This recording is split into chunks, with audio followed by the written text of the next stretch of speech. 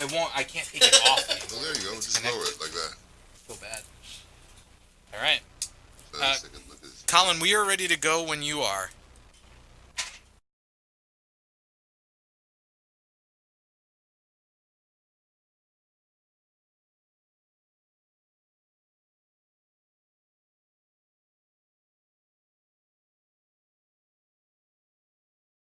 Life, liberty, and the pursuit of fine cigars. With your hosts, Honest Abe and Adam K. the Brewmeister. Listen to the show anywhere in the free world at KMATalkRadio.com. I like to smoke them like some Winston Churchill, like John Kennedy, yeah. Remember Coach Red Auerbach, smoked up for victory, yeah. Well, you can take my wife, you can take my car, but you can't take my big cigar. My cigar. Good morning, loyal listeners, libertarians, lovers of the leaf, everyone out there in Facebook land. Welcome to another exciting edition of KMA Talk Radio, broadcasting live on this, the Saturday before Thanksgiving, here in lovely West Palm Beach, Florida. I am Adam K. the Brewmeister. With me, as always, the man, the myth, the legend, the mythical figure himself, Mr. Honest Abe. Good morning. The mythical figure. I thought that was a good add-on. And of course, someone without a hat. Yeah, very disturbing. Paul. I have a hat. I just don't know where it is right now. I'll get it on the next break. Put the camera I on do you look so you really. can see how I just did. I disturbing. look so bald. You just are very disturbing. Did you get a haircut this week? Did you trim it down? I shaved my beard. I'm having a rough morning, Did dude. the old lady knock the hat off? She wasn't old. I shouldn't have said old. You said old. I mean, she was old to me. She was like mid 50s, late 50s. Lovely. Fuck you. And I know. I apologize. That's not old. I know. That's why I said she wasn't really old. But she was like, I don't know, like she was like your picturesque, like nice Cuban mother. She was like, she got out of the car. She's like, I'm so Are you sorry. racially So profiling? for those of you who Wait. Well, no, I just assumed. I just assumed she was This Cuban. story gets better. I just, She gets out of the car, and you had a conversation with her. well, so listen, we were and in then the you middle. let her hit and run you. Listen, Dude, you're sad. I know it was. You the really cop are. laughed. You The cop down. laughed at me. Yeah, I would be laughing at you Yeah. too, dude. You really have to be like one of the weakest human beings I've ever met. Why are there so many? Because I one have of them is other- mine. Ew. Adam, I have Adam's cup over here. How That grossed did me you out. let this woman So hit and listen, run here's you? what happened. Well, how is my cup gross? Can I mean, it's yours. Hard to hey, argue do you that point. disagree? No, I mean, I'm wiping my hands too. So, I was stopped at a light Screw both of you. on like a 5-lane highway. You know, on Southern Boulevard, right by the where you can see the airport, where Air Force One is So I'm always assuming parked. you're the first car at the light, No, I'm not. I'm like Okay. the third or fourth car at the light. and she rear ends you. Listen. You know how it is when you get into a car accident. Everything sounds loud. So it was really loud to me and shocking. Like I was like, oh my God.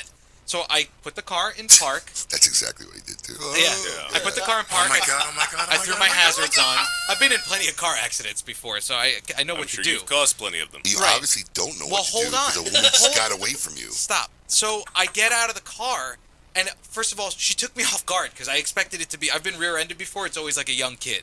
And I'm Was like, she hot? And I get pissed. Because if she wasn't hot and half naked, what? She gets was you off half guard? naked, but she was. I wouldn't consider her hot. I mean, would you kick her out of bed? No.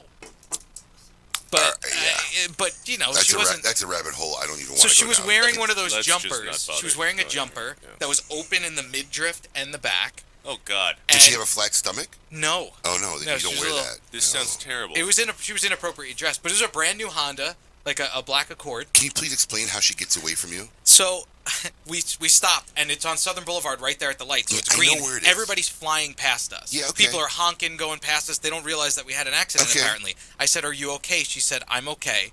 I said, habla inglés? Because she was speaking with it. She barely spoke. Dude, And you are she- so racist. No, it wasn't racist because she was Habla saying something in inglés? Spanish. No, she was Okay. saying something in Spanish, and I said, habla inglés, and she said, yes, I speak English. I said, okay. I said, let's get out of the street, and we'll go over there, and we'll get information and check out the car. I looked at my car. It looked okay. I was like, it's not that big a deal. I was like, but let's get trade and exchange information.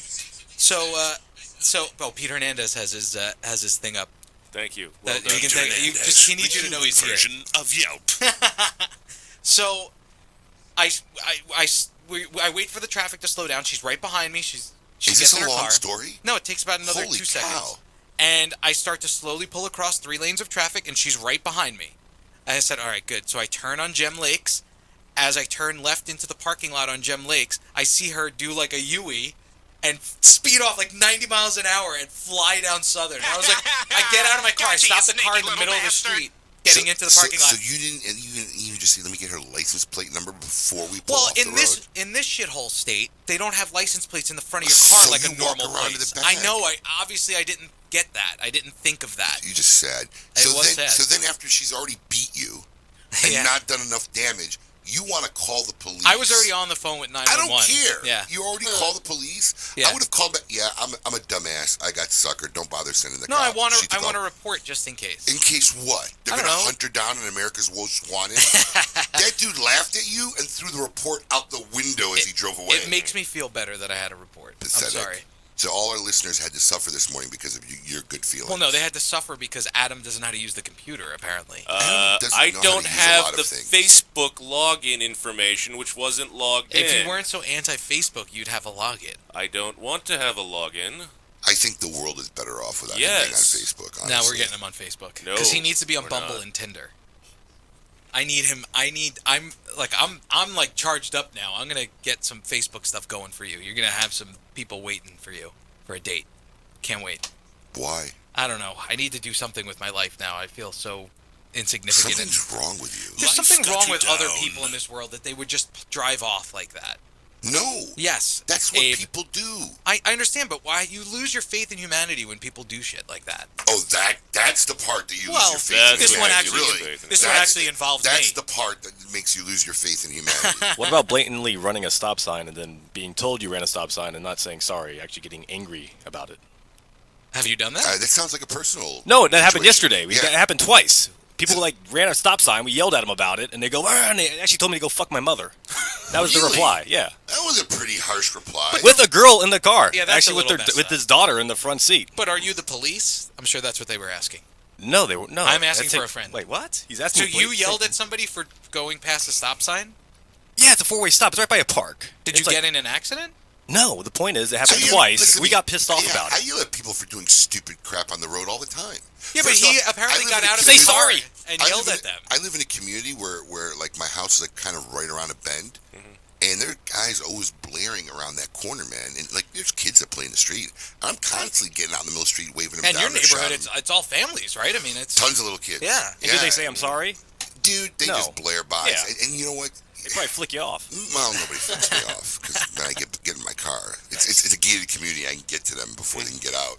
yeah. You know, but I'm not like Paul. Just let them. No, get away. she had green lights all the way. I even looked. I ran out to Southern and I looked out. She had Dude, green lights all the way there's past 95. See, here's the problem. See, I anticipate the problem. I get in an accident. I'm already thinking this You're right. girl is You're going right. to ditch me. I get her driver's license. I Yep. take her thing, and then I say, "Hey, let's move to the side of the road." I know. I have done that many times before, but this she hit like a nerve in me. She seemed Listen, like a sweet little old you lady saw that her was really drift. You got all excited, didn't know what to do with yourself. No. It Then was you got not good looking. self-conscious because your hat wasn't on. and No, you my couldn't hat think- was on. Couldn't My think hat was on. clearly. My hat was on, and she seemed very sweet and very shaken up. And I was like, okay, it's okay. Maybe because she didn't have insurance. I don't know. It's Florida. There's more uninsured motorists in this Meanwhile, state she's than like anywhere else. She's one of America's most wanted. Like, Could you imagine? And you let her go. Right? She's probably murdered like 16 people. If anybody, if that would happen to anybody, it would be you though. What if if that Yeah, happened? like she's America's most wanted. Yeah, Paul Watch, I'll see her DeGrocco had a tomorrow. I'll be like, chance. that's the lady that hit. Right. I could draw a picture of her perfectly right now. Like I know exactly what I she would looks really like. like to see you try and do that. Yeah, I'd like to see you I draw need- a picture of her perfectly too. I need crepa. And I can What actually. the hell is crepa? I used to be an artist, dude. What is crepa? Well, you claim to have been a comedian too, so that and doesn't you're hold also much not weight. funny. There's proof of both. There's paintings of mine that have been sold, just so you know. I would like to meet the person. Can we get the person who bought a painting of yours Yeah, on who the bought show? your painting? I sold paintings when I was in high school. Most of them were of Like naked $5? girls. Most of them were of $5? naked girls for like $20. Yeah, there you go. Yeah. Crepe pop paintings. So it was like, kind of like crayons. But yeah, you call it a painting if it's crepe pop. I can't. What the Why hell am I is- talking You about still have this? not explained what is crepa. It's like a crayon. He just told you. No, it's like chalk basically. It's like oily chalk. You've never used crepe pop before? Don't they have arts and I crafts think I ate in crepe Michigan? pie with some crackers. To keep using that word. Dude, Where did that come from? I never even I got a bunch of stuff here. I've never even heard those sound I didn't bites. even know that existed. We need to call Duffy, make a new library soon. It's been a while. We have a lot of stuff that we don't even use. I know. But it's good to stay in touch with the Duff. Good guy. I'm all Good guy. shaken up. You I guys are really something need a else. hat though. I look bad. Yes, You look you terrible. do. Very I frightening. can't wait for beer. We have beer here today too. We got a lot of stuff Beer, here today. beer and cigars. Yeah. I'm That'd happy be to a be good time. back. It was good to be back. Yeah, Yes. how was your trip? How was California? We liked it. We had a great time, actually. I can't believe you got up in a hot air balloon. You got in a hot air balloon? Oh God, he doesn't know anything that you did No, he this doesn't whole know trip nothing of the trip, no. because he's not on Facebook. That's why I like it that way. Wow, Why you were why lost can't to you the believe world. I got up too. in a hot air balloon? I feel like you're a guy that'd be afraid of heights. No. Not at all. Maybe I just assumed. No. Not at all. Do they? I want to say this. Do they weigh you? I was gonna. Do they ask No. how much you weigh? No. I was thinking. No, but they do have a height requirement that you wouldn't have made. Okay? I like First off, Tell I'm me not- they don't I'm ask not- you how much you weigh. No, They, dude, those things can hold up to 20 people. Secondly is the basket's high, so you wouldn't probably even see over the rail. how did you get over it? Doesn't it open? No. There's you no have to door? climb in. And just so you know, and you can ask my wife from verification, Yeah. while the little Asian 20-pound dudes had trouble getting in Yeah. and flip-flopping You hopped right over. like a ballerina. Did she have in it and on out. video? I want to see it. No, I hopped in and out like a ballerina. Ask my wife. Like a ballerina. Like a ballerina. I was like Nadia Comaneci in the Olympics, bro. Wow, what an obscure reference. That's because I'm good at that. But literally, I was like Nadia Comaneci at the Olympics. They got a couple foot. I just don't understand why people got all complicated about it. They got a couple like Step stools? no. It's little holes in the basket that you put your foot in. Oh, that's what those are for? I've seen those in the baskets and wondered if That- it was like for like airflow or No, something. that's for your feet. Oh, that makes sense. But it's still a little bit difficult because you can't lean forward because the basket's so high. right. So some people are having trouble getting in, and then getting out. I don't know why, but like no one was saying, "Hey, let me use the same." They were trying to leverage their feet on the corner. Oh, really? Like there was this group of these like Asians, and next to us. And I was telling my those guys should have been like Bruce Leeing this, man. Like, like flipping over. Yeah. They were, and I'm talking about like little, like normal, like 120-pound guys, and they're having trouble getting out of this basket. Really? I'm watching this. I'm like, are you serious? No, seriously. I mean, look. Agile, I'm not athletic gonna young lie. men can't get out of I'm the... not gonna lie. It's been many years since I've tried hurdling shit and getting over shit. So I was a little nervous and didn't want to be the guy to wipe out in front of everybody, like a ballerina. Wow. Like a ballerina. Did you lift your wife in? Like, were you I a had to help. gentleman? No. Well, she went in first, but then I had to help her just getting out. Yeah. Because it's really tough because you're leaning back, so it's hard to get that first leg over. I've actually seen them in person, but not up in the air. But I imagine that there was a door. Like, That's like, what I there's got to thought. be some but I way to guess get they're in afraid there. the door. Listen, there isn't a door because the landing is very hard. Oh, interesting. No, it crash lands. Oh, really? Oh no, the balloon crash lands, and the chances of tipping over are pretty high. So I mean, So what do they warn you? They oh tell yeah, you have to brace yourself. Oh You have my to get God. a duck position, and depending on A the wind, duck position? yeah, like you have Whoa. to like if the wind is really bad, where if he really feel, I mean, sometimes I think he did it like they over dramatize it, and they do it on purpose just for the fun of it. But he says like if it's like an 8 or 9 or 10, you got to get low enough that your head is below the bar. Heads down, heads Yeah, down. and you got to crutch with the person in front of you and hold tight.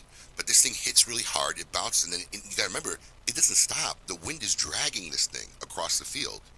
So you're dragging on the corner of the basket as it's leaned over, hoping it doesn't tip over. Wow. So yeah, landing is pretty wild. But yeah, I mean, it's cool because I was like interviewing my like radio interview persona because I was sitting shotgun because the pilot was actually very funny and very cool. And my persona, I'm like, so have you ever had any like weird landings? He was telling us how he got held hostage once. They What? They landed in this guy's backyard. Wait. He got held hostage in a hot air balloon? You can't control where you go. He can only control like really up and down. I assume. A little Yeah, bit. yeah. So sometimes they land unexpectedly. They landed in this dude's backyard, who held him hostage until he got a $500 payment. Wouldn't let him go. So the company had to go muster up the $500. Can you? Is that legal? I guess so. It's on his property. That's a charge. That's. Illegal, I heard it wasn't. illegal dumping, technically. I heard it wasn't because someone told me because of the old laws that they're actually allowed to land on private property and you can't. I mean, they'll be liable for damages they do, but like you can't like press charges or anything. but they paid him. They paid him $500, and then one time he was held at gunpoint because he landed like in a chop shop. And yeah, and they thought police had to come. Yeah, it was some. Did they think he was stealing stuff? Like the dogs come running at him? Like, well, it was like a former chop shop that the police had taken over, and Oh my someone had called and said someone's in there stealing their car back. Yeah, by hot air balloon. right. Really? And the police all came blaring with guns and stuff. Oh yeah, there was some cool stories. Can you imagine just sitting in your backyard and all of a sudden a hot air balloon just lands? It happens actually often enough in California. We were with a couple yesterday from San Diego, and they said it happened to them. It happens, I guess. Wow. Because I guess hot air ballooning is a big thing out there. So I guess so. Apparently. But it was a great trip. I really, really enjoyed Napa. I was actually very, very surprised at how cigar-friendly Napa Valley was. Get the hell out. Extremely. Well, No it's, way. It's, Yeah. it's With wine town. But you have to understand that people that are in the wine business, sommeliers are trained in cigar palate as well. So that might be why. They kind of go hand in hand. I mean, they bought us a big ashtray. Everybody, they did a cigar dinner. It was the last. I night saw was there. your post, yeah. Well, they didn't take pictures of the cigar dinner, but there was a cigar dinner that the hotel hosts once a month. There was like 65, 70 people there. And you happen to be there. We just for happened to be in that. town during That's that time awesome. of month. And the guy, Nathan, who is the Harvest Inn, the guy was a hero. And he booked a lot of my trip. He helped me out. I don't know if he told people like I was a sultan of Brunei. I'm not kidding you. But everywhere we went, we rolled out a red carpet, and I met a super interesting dude named Tom Anderson from Ghost Horse Winery. Anderson Condell. I know Ghost Horse Winery. Yeah. Oh yeah, we drink tons of Ghost Horse. Wow. Yeah, the bottle starts at $500. Yep. Goes up to $5,000 for the I top think one. they sell it at my wife's restaurant. He is awesome. We became pretty close friends, and he's going to be down here. He's going to come on the show. Is he going to bring some wine to He taste? brings wine everywhere he goes. Oh, and my this God. guy is a cowboy. We got along great. He's like You totally, have a cowboy that's a friend now? You have a cowboy friend? now? Like what I'm saying is, he's like, he's like his dad was a wine growing farmer, so it's not like a guy who just got in, Right. 'cause he made a lot of money. Right. But he's like literally like a cowboy. He belongs in NRA. He's like not your typical Californian. So we had a lot of fun talking about life, politics, children, and just it was ultra interesting guy. Cool. So yeah, he's gonna come on. We had a really good time. Actually, we to be honest, let me show you how cool this guy was. Like I'm saying, I don't know who they told him I was because everybody was just rolling out like some stupid red carpet. But we didn't make it to his tasting, which Nathan, the hotel manager, had booked for us like specifically. Okay. Brandy wasn't feeling well. We were a little burnt out. We kind of overscheduled. We learned a little bit about scheduling too many events, but so. Well, you did. She didn't schedule. No, I did. Yeah. So we called them up and said, look, my wife's not feeling well. I'm going to take her back. She's going to crash. We went back to the hotel. Next thing I know, I get a call. Todd Anderson's in the lobby here for you. What? Yeah, he bought a whole bunch of wine and he bought cigars, not knowing I was a cigar guy even. And I came out with cigars, and we ended up like drinking and smoking for 4.5 hours. That's awesome. It was awesome. And yeah, he's He's down got here. such an American name too, Tom Anderson. I'm telling you, you're gonna love this guy. And I said to him, when's the next time you're in Florida? He goes, whenever you want me there. That's how he is. He's great. So. Does he live down here part of the No, time or I'm something? sure he's probably got places all over. Because there's a bunch of wine guys in our neighborhood. You know that, right? Like No. in Wellington. No. Yeah, the owner of well, Stephanie would know the name. It's a very very big Napa winery. They have a house there, and we've been to his house for a party. Wow. We got invited to, but giant mansion in Wellington that he goes to maybe 1 week out of the year. Well, we really, really enjoyed it, and I think we've talked about making it like an annual trip for us if we can. It's just a nice place. to get Stephanie away. wants to go so bad. Yep. We were supposed to go, and then she got pregnant, and then we were like, well, it's going to be wasted if we go while you're pregnant. Definitely. Then she got pregnant again. Well, that's what kind of delayed a lot of our trips. My wife was pregnant like for 6 years straight, but it was definitely a great experience. I'm glad we waited. And you're wine people, right? Or I'm not that much. But she my is. wife is heavy. My Yeah. wife's always been a wine. My wife used to drink wine every night until she got pregnant. like, Yeah. before we had kids, so she's always been into wine. But I'm a little bit now more into wine. Learned a lot about wine this trip, and there's a wine for you. Is what a lot of people that say they're not wine people is what you tell them, because there's a taste for every palate in wine. In all seriousness, I'm not trying to sound no, goofy. I mean, look. When you talk about cigars, a lot of people don't understand, especially if they're new. When you're talking about nuances of flavor and body and character, I don't get into all the silly characteristics of earth tones and leather and whatnot. I'm a little bit more, I'm more broader with my descriptions of a cigar. But I did learn a lot of the nuances of flavors and stuff I really, really liked. That normally I just would drink wine and say, okay, it tastes good, I like it. Right. It wasn't bitter, wasn't too harsh. So I did learn a lot. But I was just more enamored with, first of all, the beauty of the area. It's gorgeous area. I've heard. We have a friend that lives It's there too. gorgeous. I've heard it's the most amazing place. It's gorgeous, and I like the time of year we went because it was a little bit after season, but it was fall and the leaves were all turning, and there was a lot of cool stuff. But the people were genuinely awesome down there. I mean, everybody was so friendly and nice. And now I have the spinning top record in pennyweight. I saw that in St. Helena. They must not have had What? too many. Oh God, he doesn't know any of this. They have these engineered tops that are made to spin perfectly in a very long time. I guess the standing record was 3 minutes and some seconds. So I spun it for 3 minutes and 48 seconds. Oh. So they made me sign a card with my time, and she's framing it and putting it on the wall. Wow. So my wife bought a fountain pen from there. So it wasn't working right, so he came back the next day. I'm like, so I hear I have a signing today. The lady was so sick of me. I made such a big deal out of it. She refused to take that picture. I'm like, come on, you're taking a picture. Yeah, she didn't look happy to take the picture. Yeah, she was actually super cool, but yeah, it was a fun trip. So yeah, we're definitely gonna go back. She's like, it's a gimmick, sir. Please stop telling people and about it. French Laundry is one of those things where you kind of talk about your whole life, eventually do it, and then oh, what the hell is a big deal? No, it was. I was going to ask you that. It met every expectation. So what is there? There are Michelin. Then some. 3-star. 3-star Michelin restaurant. Yeah, we went to a 1-star that was out there, the Auberge de Soleil, which was very, very good. But I could tell you what the difference between 1 and 3 star is night and day, because you get the 1-star based on your cuisine, right? The quality of the food.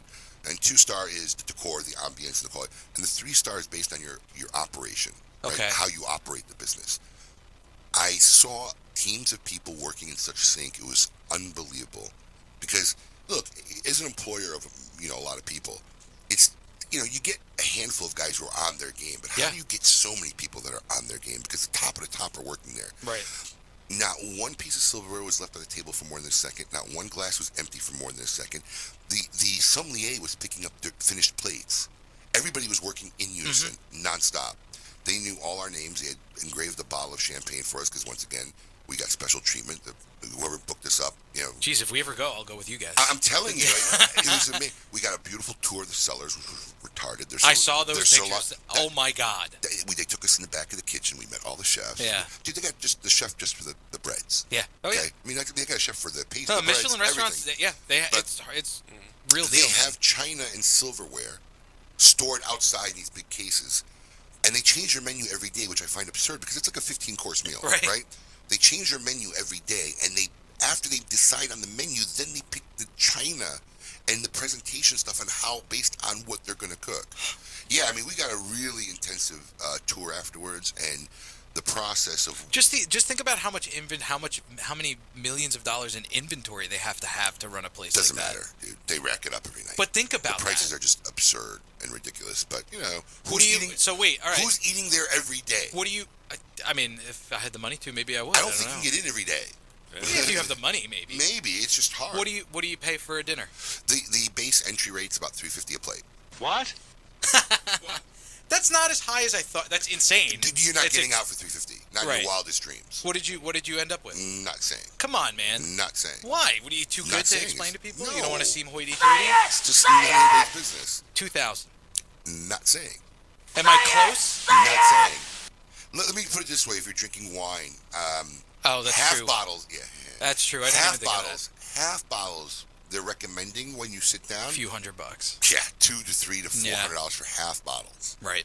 Yeah. So I mean, and then there's upgrades on the menu, right? So 3 different sections of the 15-course menu. You either get what comes with it, and there was an upgrade. So they had a macaroni and cheese where the upgrade was $175. What was the upgrade? Truffle what? slices? Not a whole truffle. I got a picture. You should see they literally take a truffle the size of my fist and shave the whole thing down. Right in front of you. Oh yeah, that's awesome. First off, they bring a box, a humidor. It's actually a humidor. Yep. It's a cigar humidor filled with truffles. So even if you're 3 tables away, Do you get to pick it? no. But even when you're 3 tables away and they open up this box, You smell. You smell it. Oh. Then he takes it out and he literally shaves a whole truffle, the size of my fist. I've never. There's a Wagyu beef upgrade. So there's upgrades and there's stuff. But let me tell you something. I mean, I don't know if this was for everybody. I know they don't make an engraved bottle of champagne for everybody. But we went home with a goodie bag of stuff. They have these They have these chocolate truffles that are just retardedly, disgustingly good, and all flavors, and the flavors are printed at the bottom. Like people, so the guy comes out with like a humidor box or it's got a bunch of different. Oh, I saw this too. Yes, they were gorgeous. They packed this up a 20 count to go home. Wow. Yeah, and then shortbread cookies. And did you eat them in bed? No, we feed the truffles. We brought them home untouched for the kids. Yeah, the kids, because they're so beautifully decorated on the outside, you know. But then there was shortbread cookies in there. The clothespin with the French laundry, and where it says French laundry on one side and the other side, it says it's all about the finesse. The amount of thought that goes into every nook and cranny of a restaurant like that's what makes it a three-star. I love that though, because it's literally about, it's not just the food. I mean, the food is huge and amazing. No, but food gets you 1 star. It's the experience. Yes, yeah, food gets I like you 1 that. star. And you know what's funny? You know why it's called French laundry? No. It was a laundromat. Oh, really? Yes, there was a laundromat there. I mean, I've obviously heard of it. And now you know. There was a laundromat. Huh. There used to be a laundromat there. I saw that they have the clothespins on the napkins. The napkins when you first come in. Everything, dude. Everything from the moment you walk in is just like crazy thought and presentation. So we waited many years because his brother used to be one of our patrons. That's okay. I knew you had a connection but I to them haven't seen him somehow. in 6 years. Okay. So we always figured when we go, we'd reach out to him. I haven't seen the guy in 6 years. People move. Yeah. They move. They stop smoking, whatever happened. But somebody else, actually, I won't even mention their name because I don't want to get bombarded with a lot of requests. But somebody else actually really hooked us up because when we were telling people in town, like we planned this trip and we ate there, they were like, really? Somebody in the cigar industry. Nope. Oh no. Maybe. Okay. Yeah, I'm not giving. Did you post that person? Because you posted a name. No. Okay. Because you thanked someone at one point. Well, there were people who helped me out, like Pete helped me out because I know he was just there. Michael Herklotz really connected me with Nathan at the hotel, right? Who gave us the room that we had, vineyard view right outside our back patio with a fireplace. That's the room I want every time I go. That's amazing. Yeah. So. And they have a big event. I changed it. I can't afford to go with you. That's why I said if we had gone 15 years ago, we would not have been able to enjoy it. And you probably wouldn't have, even if you could have afforded it at the time, you wouldn't have spent it at that time. I don't think. I would have spent it, or I would have had a heart attack afterwards. Right, exactly. Crying for the next 12 months, paying for it. Yeah. And it's not just them. I mean, we went to town. I mean, my wife would buy stuff every time we go to town. Cool stuff. I mean, we spent a lot of money, but. Like I said, I'm glad we waited that long. It was really a nice trip, and we loved it. So, it was that's great. One of the nicest trips I can remember us having on our honeymoon. My wife was every post that you had. My wife was commenting on the wineries and this. She's like, "We have that at our restaurant. That bottle is this. This is what they had." Like she obviously knows the wineries out there really well, but she was fascinated by all your posts. She's like, "He did it right." I got a lot of advice because I didn't know nothing going on. Well, when we go, I'll talk to you. Yeah, and I can put you in touch with some really nice people. That's awesome. They're all very well interconnected. Like after the balloon ride, there was a downtown Napa cigar shop, and I wanted to go there, but they didn't open because the balloon ride finished early. So we ended up having to go back in town. Well, that guy who owned the shop, Eric, I believe his name was, showed up for dinner. And the first thing he says to me when he walks up to me, he goes, "You look the best out of the three." So obviously he knew who I was and thought I looked the best out of the three in drag. But ended up being a very nice guy. We met him and his wife because he bought the cigars for the dinner that night. Yeah. For the cigar dinner at the hotel. Yeah, he bought the cigar. He's a local tobacconist. Were there any cigars that he brought that you weren't familiar with? No, because this is like a Nat Sherman sponsored event. Oh, okay. So it's okay. Michael has a real good relationship with the hotel. Right. So he bought Nat Sherman cigars. Okay. But I was gifted a lot of cigars there from some of the owners. The two owners who own the hotel, they're big cigar guys. Okay. So there's this very famous shop in England. I think he's the first Habano store. He's an Indian guy, Zenj. AJ. See, get in the mic so we can hear you. Oh, wait. We haven't introduced our guest, but... Yes, Akhil of Regius Cigars is here for our matron maker Akil. section. So Akhil, you actually know... You know AJ. Well, he's supposed to be real famous. AJ in the shops? Yeah. Be afraid of it. Try and get my head in it. There you go. Yeah. No, I know AJ. Hello, everyone. Okay, so AJ comes down for 1 week a year, and he brings all these Cuban cigars, and he has very limited, rare stuff. Right. And they do a 3-day cigar festival at this hotel, and it's going to be in May, first week of May this upcoming year, and it's all Cuban cigars. And all vintage stuff. A lot of cool stuff, but I AJ wonder brings if a lot Risty of knows stuff about and it. brings stuff and they sell. I mean, I don't know how they get away with it, but hey, God bless them. But Napa's like that kind of town. I mean, it was a lot of fun, and I don't want to take up this whole show talking That's about my cool. trip, but literally I just got off the plane like a couple hours ago, so It was a great time. Yeah, it's funny that Adam doesn't even know about it because why are you covered in beer over there? Can we see that on the camera? We can't. This is not beer. I'm going to put it on my camera. It's not beer? No. Pete bought me some pretty wild... I've seen these all, and I don't think I've ever tried any of them. Our friend Pete Hernandez? Yes, had bought me some sodas this morning, which I'll have him go in depth and explain what do we got these are here. Well, these are just sodas that we grew up with living in Miami. I had a conversation with Abe a couple years back where I pointed out the things that I thought were the best inventions of the 20th century, air conditioning, for one, and the other one was a fax machine, and Abe said, and soda. You know what? I always said people who invented air conditioning and soda should have gotten a Nobel Prize. So whenever I have pizza or whatever, I drink soda. Actually, I think about Abe's comment always because I love soda. Right? Right. So I've always wanted to bring up soda. I brought over Materva. These are all Cuban sodas. Now, what is Materva? What kind of flavor? Materva is a... is it a root? It's a root. Well, Okay. it's a grass. It's a mate. Okay. Like mate, like in South America, a lot of people drink mate as a tea. As a tea. Okay. Right. So the Cubans made it, had a lot of sugar, carbonation, made it a soda. Nice. And iron beer, I haven't read what it says in the back, but it's a very tasty. It reminds me of chocolate, but I know it's not chocolate. It's very earthy, but sweet and delicious. And Jupiña. Does that say a mule-drawn thing in the back of this thing? Hold on, I'm ready. Why don't you read it there, Adam? On a summer's afternoon in 1917, a mule-drawn wooden wagon arrived at a popular cafeteria in Havana, Cuba. It delivered the first 4 cases of a new soft drink that would soon be called the national beverage. Now, more than 80 years later, iron beer is still enjoyed for its refreshing flavor with just a hint of island spices. A lot can change over the years, but not the original flavor of iron beer. And there you have it. And we also have Jupiña, which is a pineapple soda. But they're all very delicious and very sweet. I guess every country has their national sodas, and those are ours from Cuba, made right here in Miami.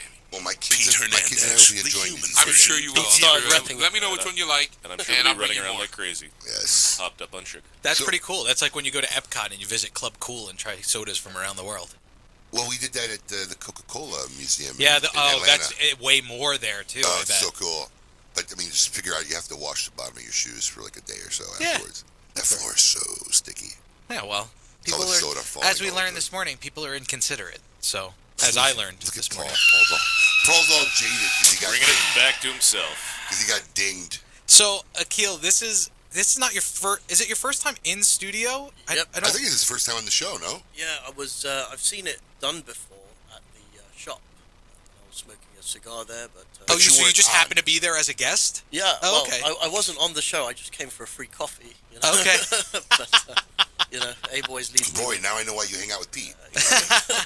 So 3 is for me. I'll take 3. I didn't get notes, but I have notes on Akhil because he has a pretty interesting Well, should we beginning. take a quick break? You and wanna then- take a break? And then That's just what come I was back gonna in and say. break into our Meet Your Maker? Yeah, that's fine. That Let's was do my that. thought as well, so we're going to take a And there short were beer break. here transition. too. Yes, and Kevin is Babbitt here. from Barrel of Monks will be here as well. Nice. Till then, and as always, keep it lit. You're listening to KMA Talk Radio. Follow us on Facebook and Twitter. We're on Instagram too. Yes, it's mandatory. Experience the new Henry Clay Warhawk, a robust and complex cigar that's inspired by the rebellious roots of Henry Clay. The first of a 3-part series honoring the life of the great statesman, this cigar is made with the best tobaccos grown and hand-rolled by the Grupo de Maestros at La Flor de Copan in Honduras. And it's not your typical Connecticut. This is a Henry Clay. Stand up, be different, and smoke a Warhawk. Surgeon General warning, cigar smoking can cause cancer to the mouth and throat even if you do not inhale. Hello, this is Glenn Case, owner of Christoph Cigars. There's nothing more important to me than family. That's why I treasure the moments with my wife Terry and our son Christopher, aka Christoph. When we have those rare moments to talk about life, there's nothing better than smoking Christoph to enhance our time together. For Terry, it's our Christoph Sweet Tip Cuban selection. For Chris, our Sumatra. And for me, our original Maduro. Enhance your family time with Christoph Cigars. The Oliva family, the makers of some of the most affordable yet highest rated premium cigars available. For 7 straight years, Cigar Aficionado has rated Oliva as one of the best cigars of the year. And Oliva has a cigar for all smokers, from the newly released Gilberto Oliva Reserva to the bold and rich Oliva Serie V. Oliva cigars can be found at a tobacconist near you. So always ask for Oliva, an unbeatable value and uncompromising quality. The Oliva family of cigars. The recently released Perdomo Double-Aged 12-Year Vintage is an extremely rare blend of Perdomo's finest and most cherished 12-year-old fillers, binders, and wrappers. Bale-aged for 10 years and then barrel-aged in bourbon barrels for an additional 2 years, these exquisite Nicaraguan tobaccos are bursting with rich, complex flavors. Offered in Connecticut, sun-grown, or Maduro, available at only 250 authorized tobacconists worldwide, the Perdomo Double-Aged 12-Year Vintage is a must-have for every cigar enthusiast. Hey, this is Clay from La Polina Cigar Company. My likes and dislikes: long walks in the park, old school gangster films, wrestling grizzly bears with Abe.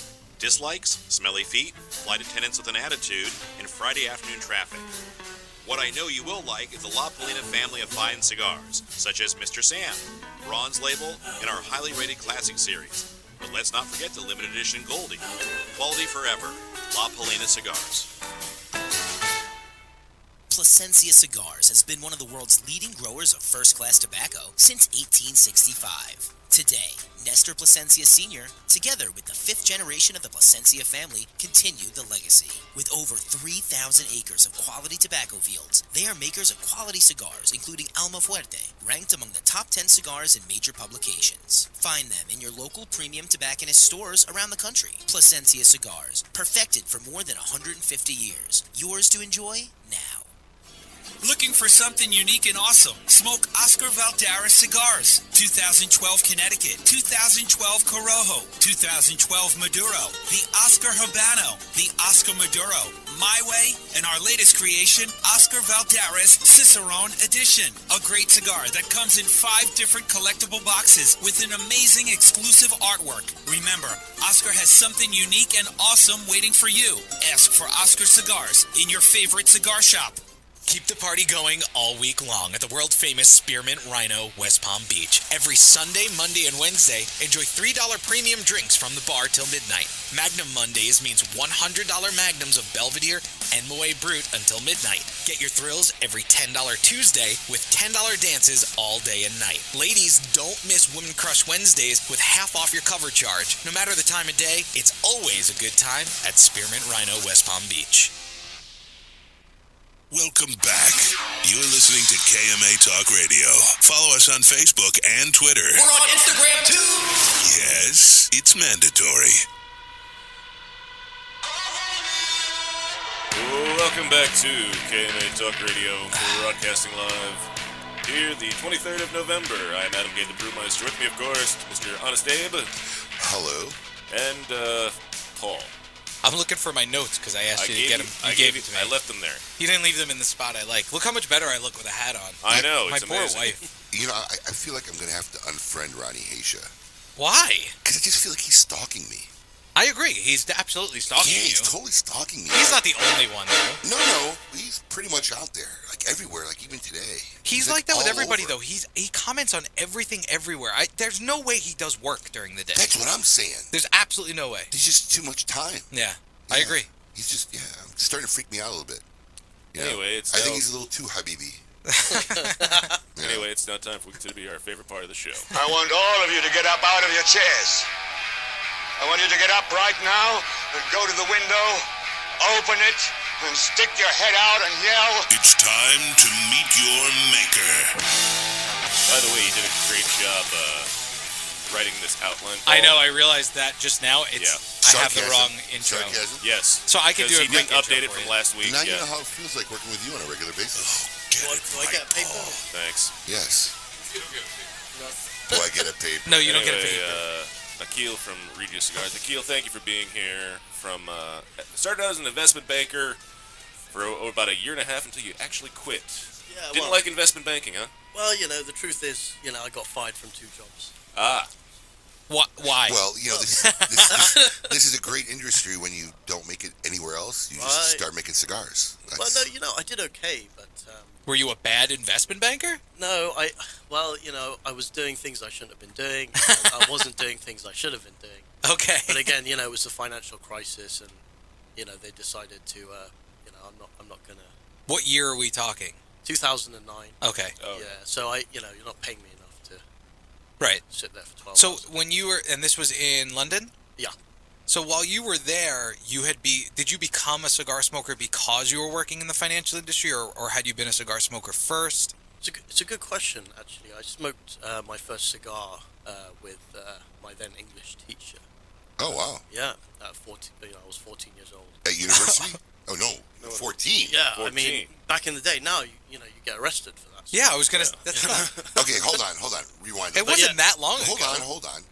I'm just trying to think of the scenario in which a teacher could offer you a cigar at 14 years old. Like, was like in the locker room after a shower.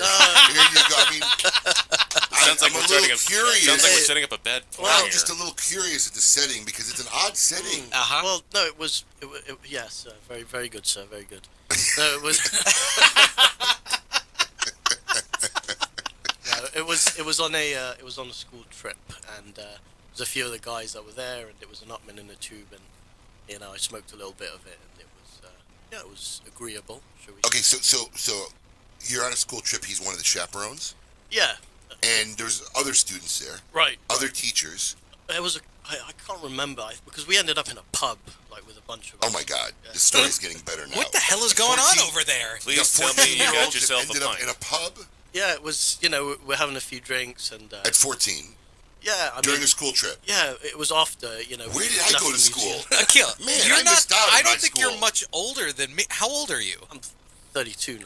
Okay, so you're younger than me. So you were able to go into a pub. It was different times, man. I swear to God. It was He's different saying times. I grew up in the same time. He's saying they didn't care that he was 14. Wow. Yeah, because see, the thing was at that time they weren't like IDing people. It was just a completely, They there was figured less if you were rules. man enough to walk in and order a drink, you deserved it. But this was like. I mean, we were ordering pints of Guinness at 17. Like they were like. Wow. Remember, the drinking age in England's 18. Right, it's 18, but still 14 is. Yeah, but no one was I was enforcing buying it. beer in this country at, I don't know. Yeah, but you probably looked like you were 30 years old or 12. This freshman year? I mean, how old are you in freshman? 14? Yeah, I was 14. Yeah, 14, 15. But it wasn't an everyday thing. But it was. This man was very cerebral. He was a Renaissance man, as you guys say. Obviously. so. Kind of like Pete there. So he offered you a drag of his cigar? Is that what it was? No, it was. He just had some, and he was passing them out. And other guys were doing them Well, too. because see, the problem was the teachers weren't even supposed to smoke, right? Yeah. This was before the smoking ban, so he Right, but lights they were up. of legal age. Right, So he lights up, and then a bunch of impressionable kids. What do we do? Oh, give me some of that, and he starts handing out 8 Shotmans in the silver tube. And that's great. Yeah, what a boss. They sounded like a great guy. I mean, Really great guy. Actually, he was. I'm sure one you got an teacher- A. Well, actually, I did. But You that can't even get peanut butter in school now. No. Passing out 8 Jumpmans. I went to the wrong school. I think we were in the wrong country. Seriously. But yeah, so it was the Petite Couronne in the tube, but again, it was it was one of the teachers I actually got along with. I didn't really like school very much, but and then again at university, I discovered the pot. No, not pot. Oh. Well, other things, but the beauty of a good libation and a cigar. So Okay. So you started pretty young with cigars, and so I mean, so you had already right. been into cigars. I feel like I'm in an FBI interrogation here. We haven't started. Wait till we bring in the lights. So I wasn't smoking them every day or even every week. It was, No one's judging. It was We're an just occasional. interviewing. No, we're not judging at all. We like to Right. hear the personal We story, like we how only you got. judge Paul in this room. No, I get it. Exactly. But So- it's on public record now, so one has It's to- all right. It just But makes yeah, you The look statute of semi-cool. limitations has expired. So what you said? You anyway. discovered the art of a libation. What was your libation at the time? It was Scotch. I've always been a Scotch. Really, that young? When Well, we did 18, Scotch? 19 years That's, old. Yeah, it's pretty young.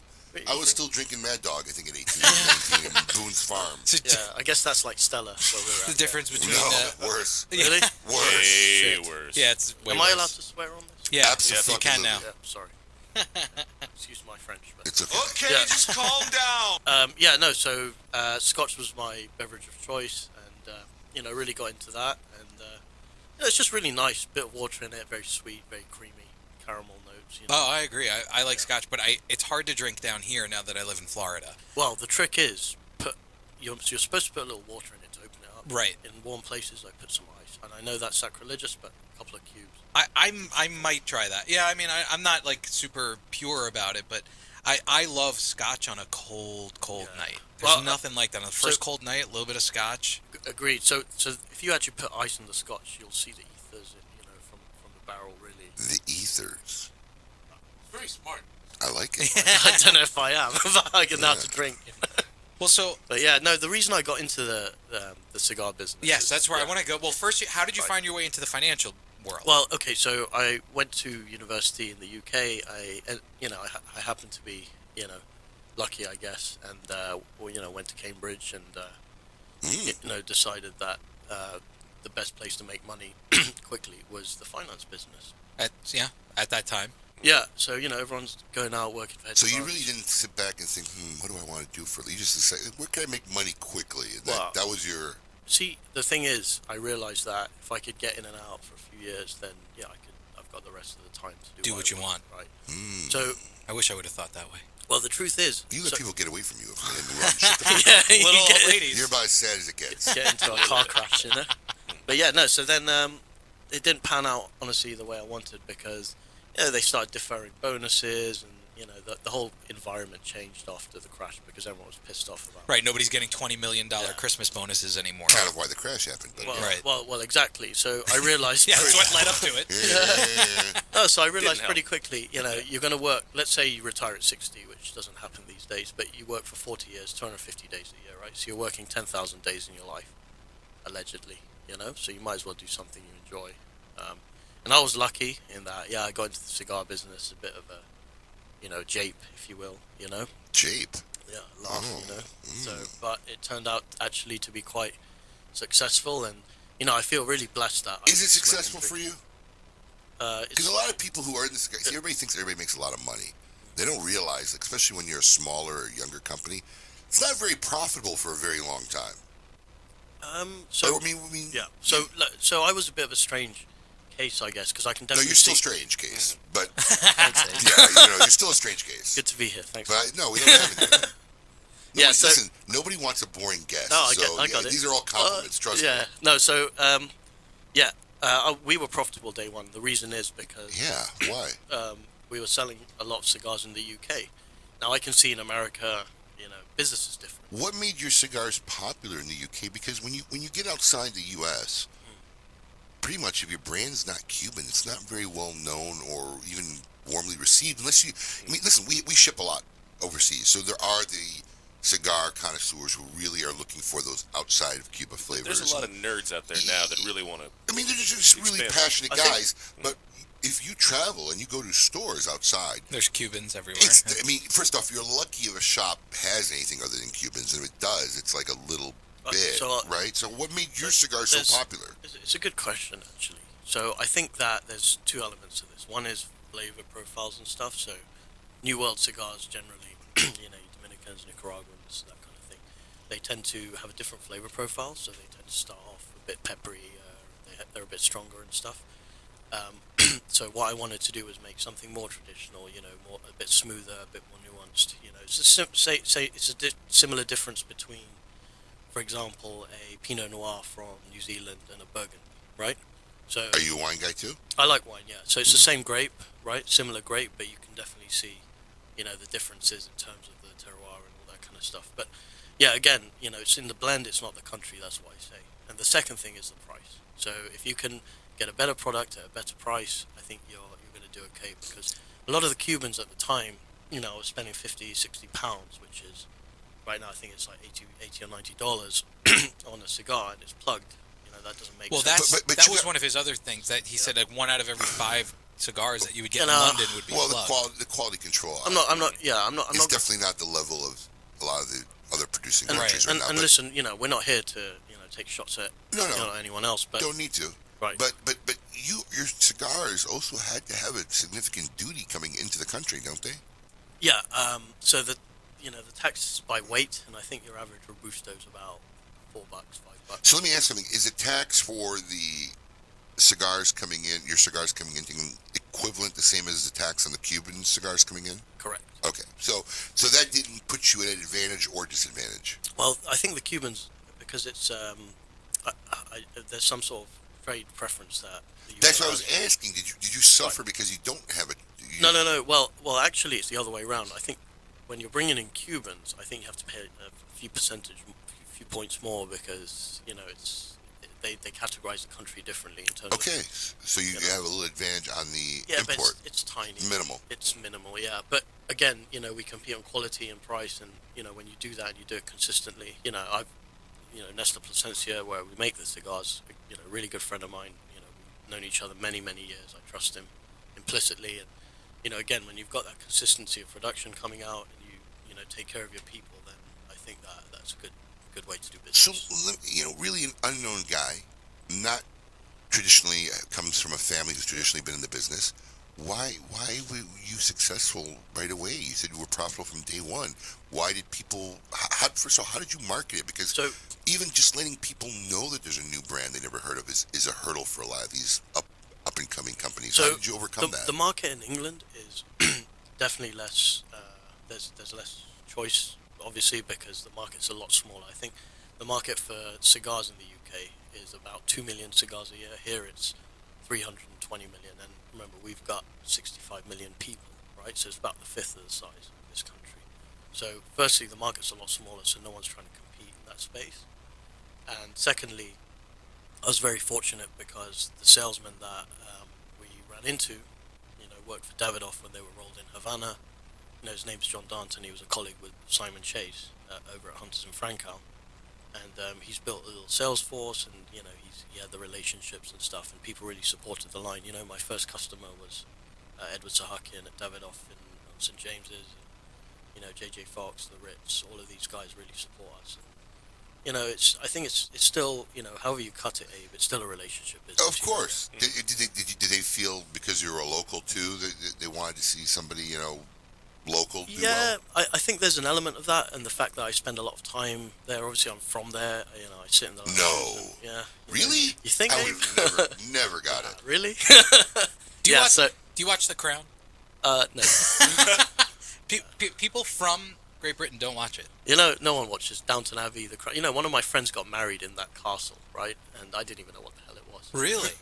I didn't even See, know I'm what like it was. I'm like a Britcom fanatic, but I like the old stuff, like Yeah. Being Served Exactly, and Faulty Towers, yeah. but Well, not really the new stuff.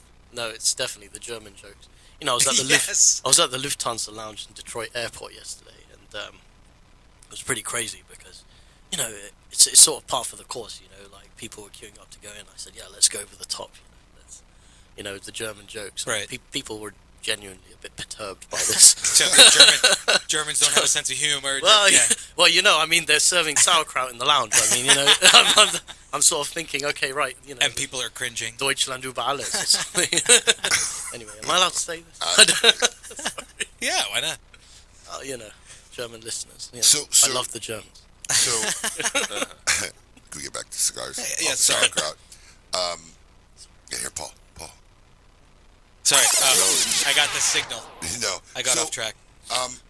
So your cigars were well received, doing well in England. How long was your brand in the UK before you decided to say, hey, let me try the American market, which, of course, is flooded with competition? Right. So 2 years in the UK, we were selling in Hong Kong before we were selling here. And then got into the US market because Davidoff in New York and Michael Herklotz, actually, funny mention him again, great guy. Great guy. One of my good friends in the cigar business. Davidoff in London had it, so he, brought it in over there in New York City, and Nat Sherman and Davidoff were my first customers out here. Huh.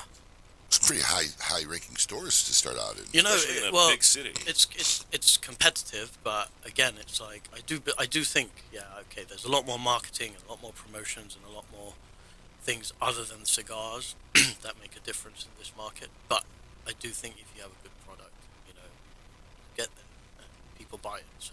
Are you selling more in the UK than you are in the US? No, I'm selling a lot more in the US. Really? But the margins are a lot less, and the reason again is you're spending a lot more money here. Yeah, you have to a lot more money. You have to market the product. Just feeding him alone has to break the budget. I took him to Burns in Tampa. Oh God! Why? Talk about a wine cellar.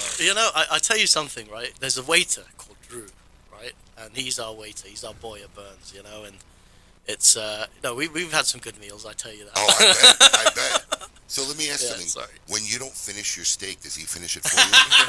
Don't lie. Don't lie. You know what, Abe? I've got a video. Don't lie. Am I on point? Does he finish your food when you don't finish? You know what? Because looking at you, I thought he was keto. I thought you were. Steak. I can eat steak. Oh, okay. You can eat that. No offense, but looking at you, you seem like a guy who doesn't finish all your Oh, meals. no, I'll put it away, Abe. I'll challenge you. But one day. Hold on. So yeah, right. So you're telling me that, You take me to Gibson's or Luger's. so you know, answer my question then. So he's never finished one of your meals? not at a proper restaurant. Sometimes I don't like something. He likes to take it back to the hotel for breakfast. You know, Has he ever finished one of your meals? He's finished a couple. A couple, yeah, You know, I'm we go pretty to Jimmy P's up in near Naples, yeah. And we've, I've got some videos of Pete causing incidents, and they're definitely entertaining. Likes to videotape. Good thing he's not on Facebook. Oh, you're not on Facebook either? No, Smart I like man. my privacy. Yeah, but nice. No, I mean it's privacy sounds so much better than privacy. The whole. It is their language. I know. Well, I love it. I I love don't know. privacy. I'm going to start using that word. We should just speak in a British accent from now on. It'll sound so much smarter. You know what's funny? My kids have like accent day in the house. Yeah, we do. I used to do it all the time. My kids have a day where they speak all Russian accents, all that's the English best. accents. And Petra's good at it. Actually, Petra's really, I've done really it good with at her it. before. Yeah. You know, say "Rise up, lights." Rise up, lights. You're saying say That's, rise that, up that, lights. That's razor blades in Australian. Rise up lights. See? I Rise know. up lights. Rise up lights. Wow. Hey, go to the store, give me some rise up lights. See? They actually watch videos on Google. Wow. On how to learn. There's other words where, like, if you say it in English, it's that accent. Yeah, people do that for shows. Yeah, They learn- rise up lights. They go to is razor blades. They go rise to up coaches. lights. There you go. The more you know. So let's talk about the actual cigars themselves. And Sure. now There's- you know. There's. Did are you there- bring any? Are there 4 lines? Well, we can't smoke in here, so We have cameras, man. We People like don't to know take your pictures. brand. Yeah. You do not bring. You guys came to a radio show to promote your cigars. And It's you not didn't like bring any cigars. Pete, it's not like it's your first time. What is the matter with you? He brought the soda. Forgot all about The soda was the cigars. most important Oh, thing for him. I'm just here for the weather. The door locks automatically, so just tell him the you're door going lock, out. Yeah, there might be some listeners who actually don't know the brand. We might want to show it to them. He's got one over there somewhere. All right, so Yeah, there's but he had it in his mouth, so we don't want If to it was touch it. listen, if it was a cheeseburger, there was no way he'd forget it. Promise you. Also true. well, so there's a couple of different labels. So there's are there 4 different lines? There's like 8. There's 8. So the ones that 8? Oh my God. I had no. So the ones that I have listed here are Black Label, Selección, say of Orchant. Orchant, yeah, Mitchell Orchant is actually talking about AJ. Mitchell Orchant's actually the biggest seller of Cubans in the UK. Oh, really? And he's the So guy who's that's got a the false real. title by AJ? Mitchell's got the real stuff. To be honest with you. Really? Yeah. And he's got the. He gives me a Davidoff number 2 every time I go back and see it. So then there's also White Label and Exclusive USA. So what Does are we? AJ carry your brands? Yeah. Okay. Well, Mitchell's carries some, most of it, to be honest. Good. And Mitchell's, my biggest customer in the UK. There you go. But again, it's so I've got the Black Label, which is the one in the UK. Okay. The red, white, and blue, which is the Exclusivo USA stuff, funnily, because it's red, white, and blue. Okay, But okay. Again, this country's been very kind to me. That's the one I, did. I raffled Rolexes, launching that up in Chicago. Oh, really? Yeah, To raise funds? Is that what you're? Or you raffled Rolexes like? No, for the customers at the events and stuff. Oh, great. I love. Oh, look, here we go. Adam's got a box now. So we'll. What we got there? So yeah, and then that one's. There we go. Oh, look. I found the white Exclusivo USA. That one's a bit stronger than the black. Okay. And then the Orchant Selection is a private label I made for Mitch, and so the way that came about is pretty interesting. Ronnie Haysha unfriended me. No way! Yes. I know Ronnie well. Oh my God. A vintage off the cuff. Oh my I got the blue God. I can't believe he unfriended because we don't see the comments on KMA. on Facebook. Not I all don't the know why. time. So it's a delayed reaction. I guess he didn't like your comment about not working and stalking me. Oh, sorry, buddy. Ronnie, don't do that. Oh, I can't believe you just unfriended me. So you have the black in your hand. You Yeah, can yeah. hold it up to that camera that's looking at you if you'd like. Okay. There you go. Perfect. Yeah, basically, so that cigar, the auction selection I made for Mitch, and It's a shop exclusive. it is, yeah, in England. But Okay. but then Mitch, I said, hey, listen, there's people asking for this in America, and he allowed me to sell 200 of each size every year, and he's got the rest because. Oh, okay. Yeah, he's got 200 of each size, the 3 sizes, and again, it's he sells it to America. So you can actually get it in the U.S. as well. Yeah, there is. So you can get. It's very limited, but yes, you can. Yes. If there were one of your cigars that somebody that's never smoked the cigar before should be their entrance, their foray into the Regius line, what cigar would that be? It depends. I mean, depends what you're in the mood for, I guess. But the black probably. Yeah. That's what you're saying. Okay, so the black, the one that we were just showing. Yeah. Okay. Exactly. The one in this fancy. Adam's got it in a. Oh well, let's get that. Oh, okay, the tube. Very cool. Oh, sure. I'll hold it up here for. We're not allowed to smoke here. Is that No, is I that know. the tubes in there? Yeah, you got it over there. That's a gorgeous I'll tube. get it better. It actually is. Oop, got it. Showing stuff off. Got that? I haven't seen this one before. There we go. Thank you very much. Yeah, it actually is great packaging. So we can look at this, but we can't smoke it. Yeah. Not yet. Not yet. We're getting there. We're building a studio. So once we build that studio, then we'll have you back and we'll smoke a cigar together for sure. Yeah, it's no, I go there and it's like as soon as I come in, it's like Negroni on the table. And I always like going to the shop. I like a Negroni as well. So the other question is, what's next? So where are we? Where are you going as far as blends or as far as the next couple of years? What do you see in the future? So I found some really good tobacco, with in the factory with Nestor, and I'm actually coming out with my Reserva line, and that's going to be the best cigar I've made to date. It's really going to be small batch, small production. It's going to be expensive to reflect the scarcity of the tobacco, and that should be coming out in March or April.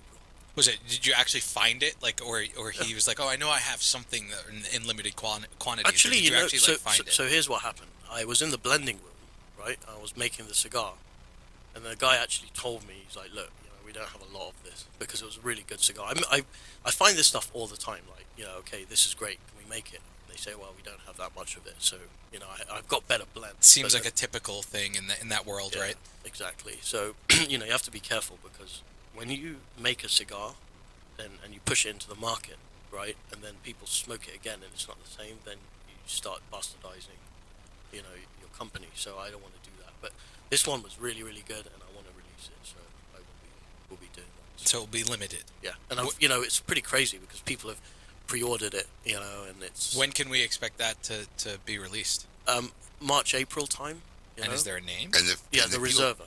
People have pre-ordered it already? Yeah, tons. Like one guy ordered 7. Well, yeah. Wow.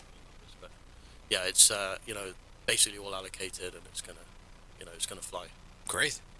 So look for that. Can't go wrong with that. How involved are you in the blending and going? I mean, are you down there a lot? Yeah, I do it. I've got a place down there, and you got your own place down there. Yeah, and really?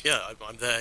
Because ultimately the cigar business, especially in America, is so competitive that if you put out a product that's not consistent or substandard, you're not going to survive. So I've committed to it. How much time do you spend down there? I'd say 4 or 5 months a year, at least. And not just that, but again, it's one of those things where before I never used to roll or produce cigars unless I was there because, I understand the competitive nature of the business. But now I actually kind of like it down there. It's a very relaxed way of life. I can wake up when I want. Go Are you to married? the factory. No, sir. Smart man. Not that I know of.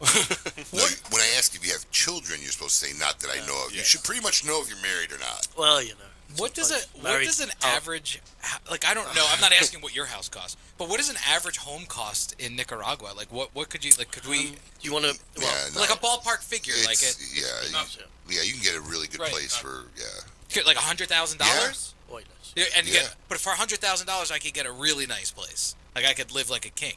Yeah, I'll just tell you because I know what you're asking. So I've got a 4-bedroom house with a jacuzzi and air conditioning and all of the, American washing machine, dryer, Right. and all of that stuff. And the cost on that is probably 100 to 150 grand. Yeah. Wow. And Wow. living nice. Yeah. Good to know. Yeah. Maybe But I'll buy I mean, a place. again, the thing is, it's not.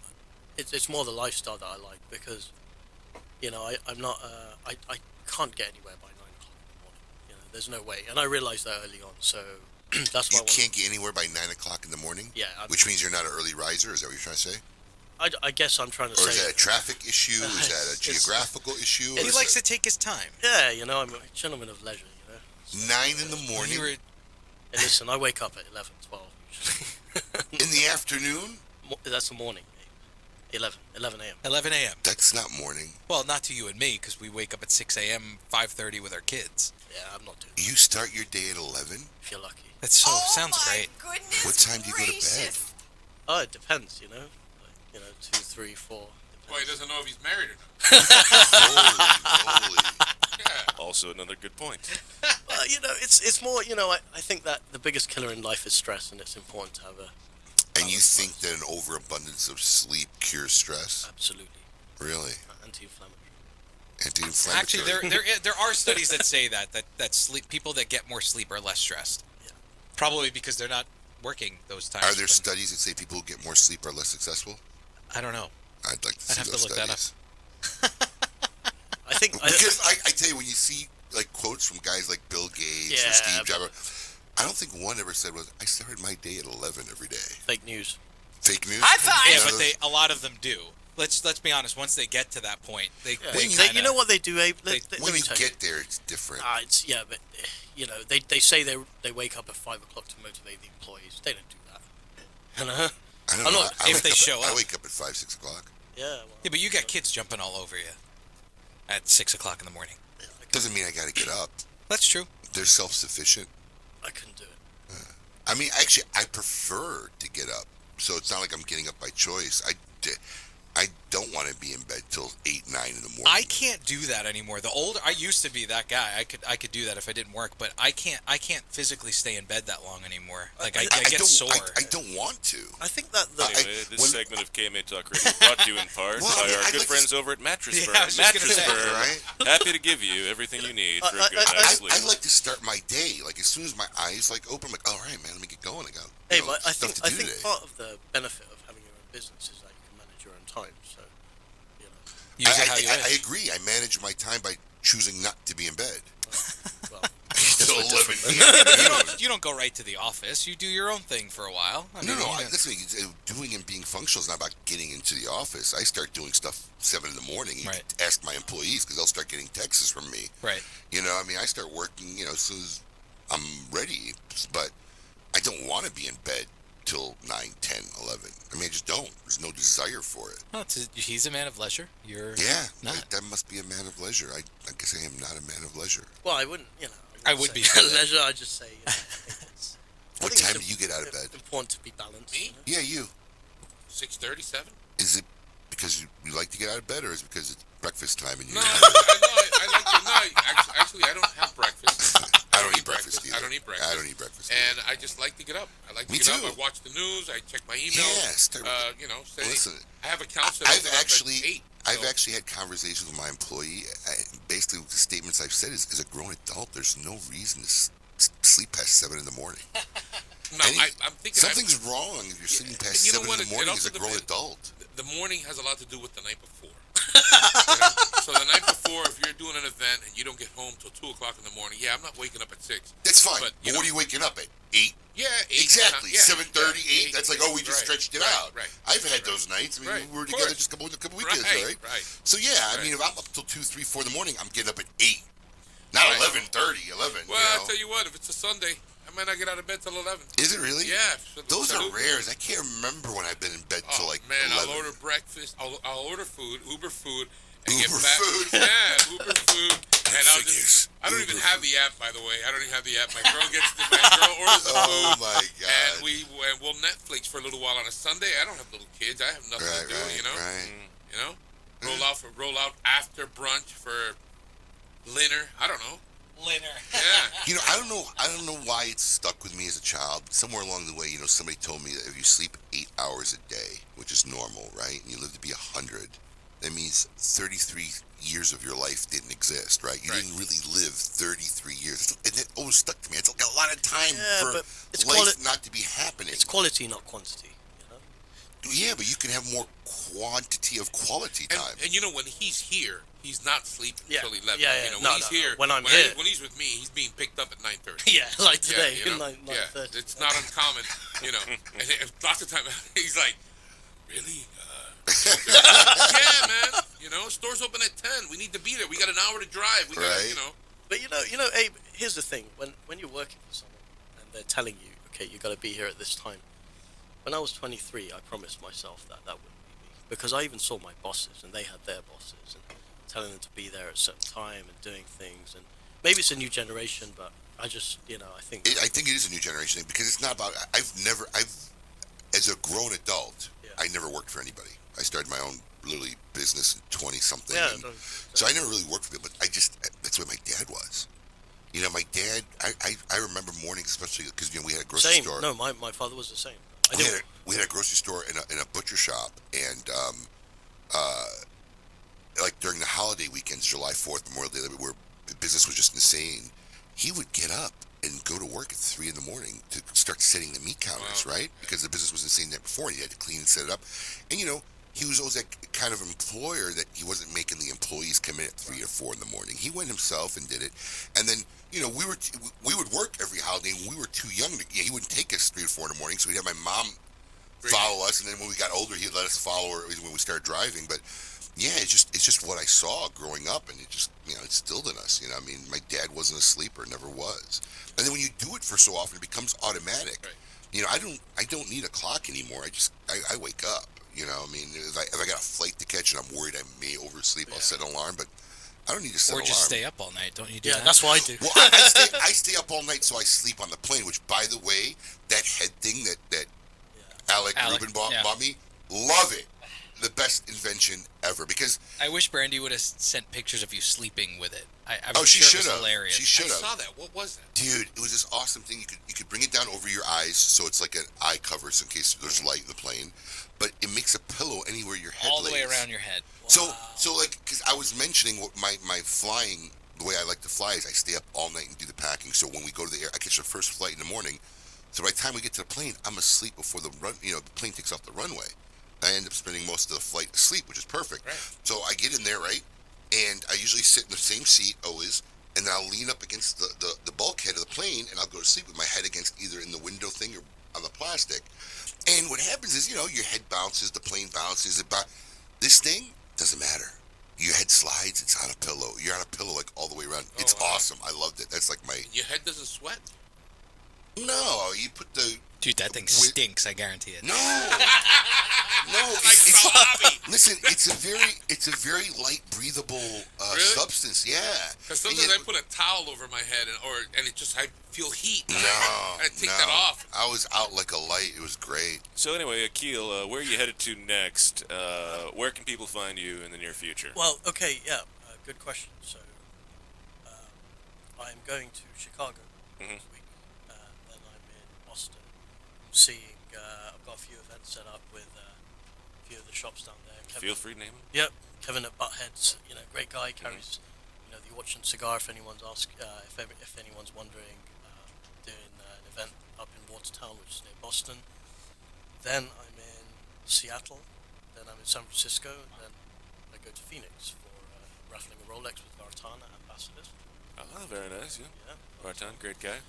Tuesday, top man. One of the best dressed guys in the industry. Tuesday, Tuesday we'll be in downtown Miami. Yeah. Oh, fun stuff. With Pete Hernan. Oh, with Billy Billy Singer. Singer. The only one, Billy Singer. Yes, sir. Billy's the man. Billy's got one of the first tobacco licenses in Dade County. He's been there longer than anybody else, and he's a great purveyor of great cigars, and we'll be there. What a character. Oh, yeah. No. If you've never met him, I was lucky enough to have dinner with him one time at the Ashen dinner, and yeah, then people started telling me stories about him, and I was like, okay, I guess that all makes sense now. Yeah. No, Billy's the best. He's the best, yeah. And then, I'm raffling the Rolex with Vartan. So if you're in Phoenix on the 14th of December, come along to that. and then I'm flying back to the UK. Excellent. For the holidays, gonna stick around for Boxing Day and everything? Yeah, well, yeah, absolutely. And also, I've become sort of American now because I do Thanksgiving. So. Nice. Very Wait, nice. You do Thanksgiving in London? No, here I get invited. Oh, okay, so, okay. You know, not going to turn down. I thought you were saying you fly back over the pond and then you have Thanksgiving meal and then there. fly That'd be back. weird. Yeah, no. That would be odd. Yeah. Yes. Well, thank you for coming in. It was He great also to meet gets you. invited and doesn't bring anything, like not Oh, having a here we go. Friendsgiving call. This is a friend. That was a Friendsgiving. It's not a Thanksgiving Anyway, meal. but yes, Nikhil, thank you for being here. Best of luck. Have fun in Phoenix, Seattle, Washington, and San Francisco in the next couple of weeks. We're going to take a short break. When we come back, we're going to talk to Kevin Abbott of Barrel Monks Brewing. Keep it lit. You're listening to KMA Talk Radio. Follow us on Facebook and Twitter. We're on Instagram too. Yes, it's mandatory. We are family. Stop right there. A, I hate the song. B, I can't sing. Dan Blunt here for Alec Bradley Cigars. I'm making a point, though, and that's Alec Bradley Cigars is a family operation. Alan Rubin named the company after his two sons, Alec and Bradley, when they were just tykes. Now they're grown up, working alongside their dad, making the best damn cigars you ever smoked. So join the family. Alec Bradley Cigars. Fuel your soul and experience inspiration with the Aging Room Quattro series by Rafael Nodal. More than just a master blender, but the inspired composer of 4 boutique masterpieces for the sophisticated palate of an aficionado. The Aging Room Quattro series are a perfect chord of flavor and aroma, and are born from the best tobaccos, aged under the expertise of one of the greatest names in cigar making. Truly the perfect notes for a genuine cigar smoking experience. Aging Room Quattro series, a quartet of excellence.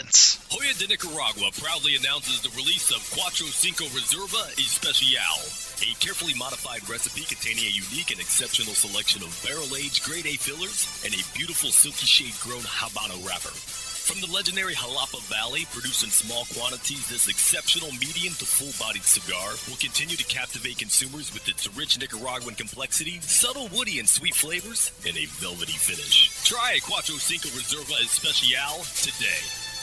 CLE Cigar Company presents CLE Cigars, Aroa Cigars, and Asylum Cigars. With 4 generations and over 120 years of experience in tobacco. From seed to smoke, these cigars are produced in Honduras and Nicaragua, with the utmost care and precision possible. CLE Cigar Company introduces a vast array of tobaccos in various sizes to bring the highest quality of premium tobacco direct for your enjoyment. Visit clecigars.com for more information. Since their humble beginnings in 1998, Drew Estate has believed that the production floor is the crossroads between art and passion, and where the real magic takes place. Drew Estate Master Blender Willie Herrera has crafted a unique medium-bodied line extension that is creamy, lush, and ultra-smooth, and finished off with a flawless shade wrapper that delivers satisfaction in spades. Continuing the story from their factory floor, it is with great bravado that the Drew Estate presents Under Crown Shade, a true Drew experience. A Toscano cigar is the perfect combination of American and Italian craftsmanship. Made with American and Italian dark-fired cured tobacco, Toscano cigars are produced by hand by the cigar rollers of Lucca, Italy. Smoking a Toscano helps you escape from the real world for those few perfect minutes, like when you're sitting at home on a terrace after a long day's work, pondering life and how beautiful things are. A Toscano cigar can take you back through over 200 years of history and elegance. There's only one Toscano. Available worldwide, Toscano is now available at your local premium cigar retailer. The Oliva family, the makers of some of the most affordable yet highest rated premium cigars available. For 7 straight years, Cigar Aficionado has rated Oliva as one of the best cigars of the year. And Oliva has a cigar for all smokers, from the newly released Gilberto Oliva Reserva to the bold and rich Oliva Serie V. Oliva cigars can be found at a tobacconist near you, so always ask for Oliva, an unbeatable value and uncompromising quality. The Oliva family of cigars.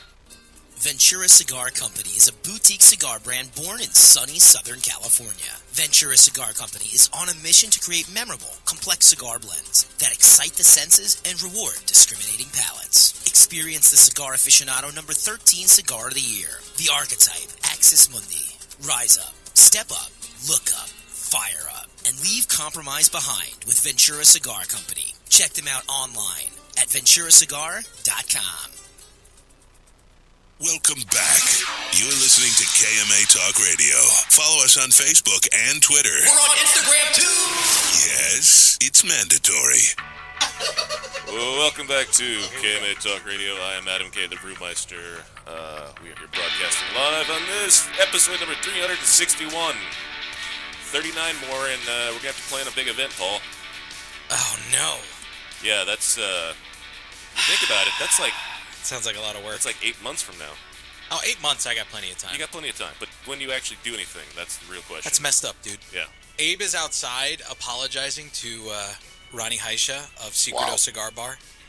I guess Ronnie unfriended him after he heard his hateful comments on the air. Do you know Ronnie?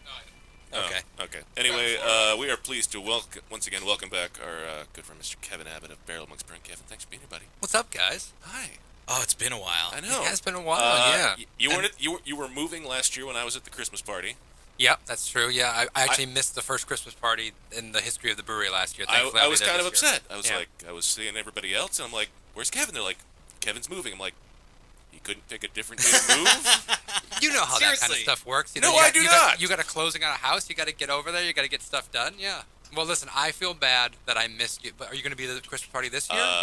Yeah. December 7th? Yeah, 2 weeks. Yes. So I will it's be already there. on my calendar. Absolutely. So we'll get a chance to hang out then. Yes. This is a silly question, but barrel is Barrel, right? No 2 L's? That is correct. Did I put it in there wrong? I'm sorry. Did we all lose our minds today? I think so. Spelling is hard sometimes. I feel the same way.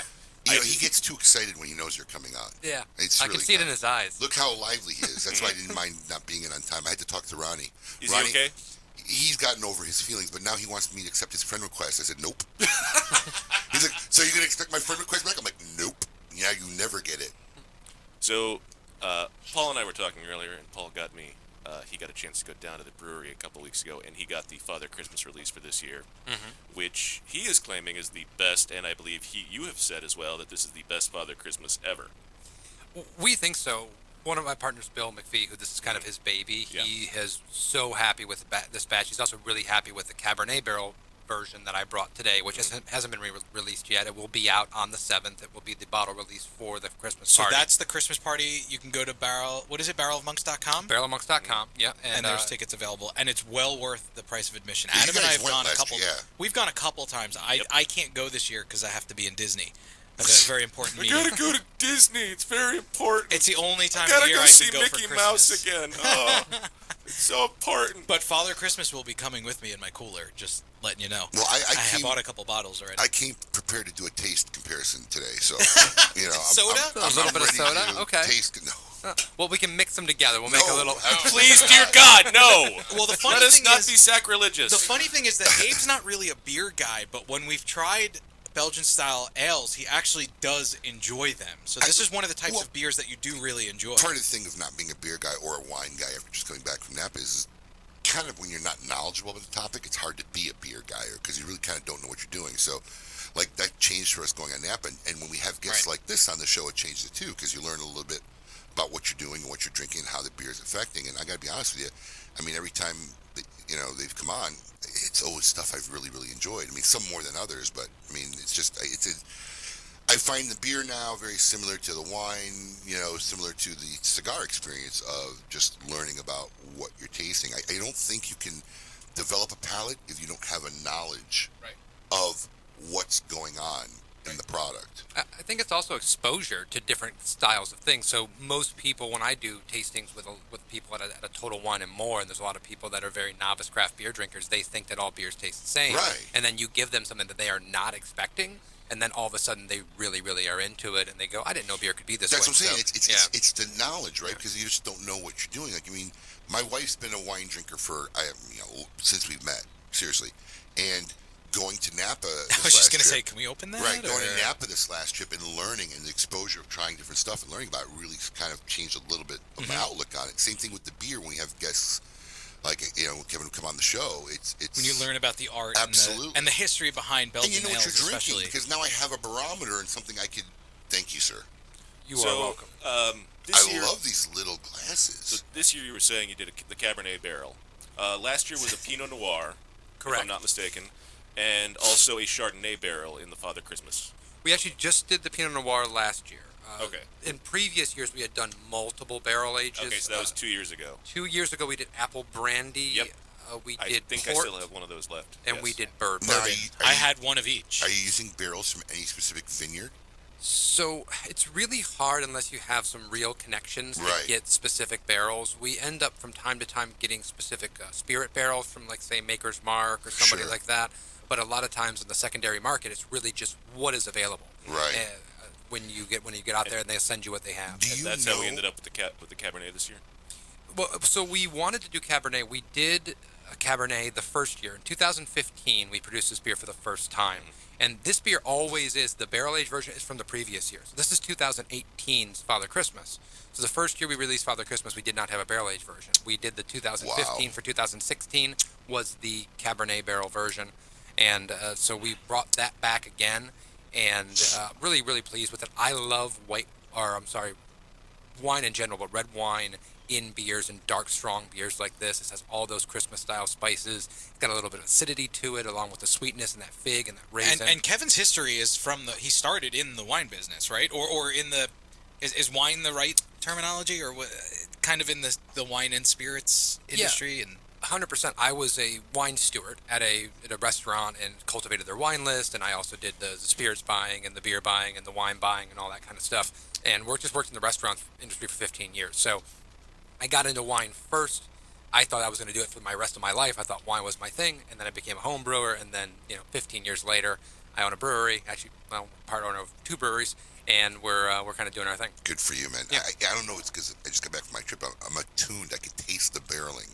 No, it is actually Right. very, very, in a good way. It's Right. very potent and very noticeable. I could taste the barreling. In But the this. thing about the aging with some of these beers is sometimes you'll taste the barrel that it's aged in, and you lose the beer flavor. No, this is very. I beer can attest. tasting. I can Yeah, yeah. attest to the fact that the taste of the Father Christmas is still in there because I have the non-barrel aged ones at my house that I've been drinking Now, the last week. Do you know? Are you concerned how many times the barrels? If it's like the third, fourth, they've been used a certain number of times. That's a really good question. So, because the potency is different as it goes further down. Well, the more times we Well, use. for bourbon, they can only be used once, so it's only used once, correct? Well, yeah. Wine, they don't. but wine but is that's in right. making Wine the is bourbon. multiple. That's in making the bourbon. not in how we use the barrels. So we first run, so when we do our Den of Sins, which is our Belgian Imperial Stout in bourbon barrel, it's always in first run barrels because we Really? want to get the most extraction out of it.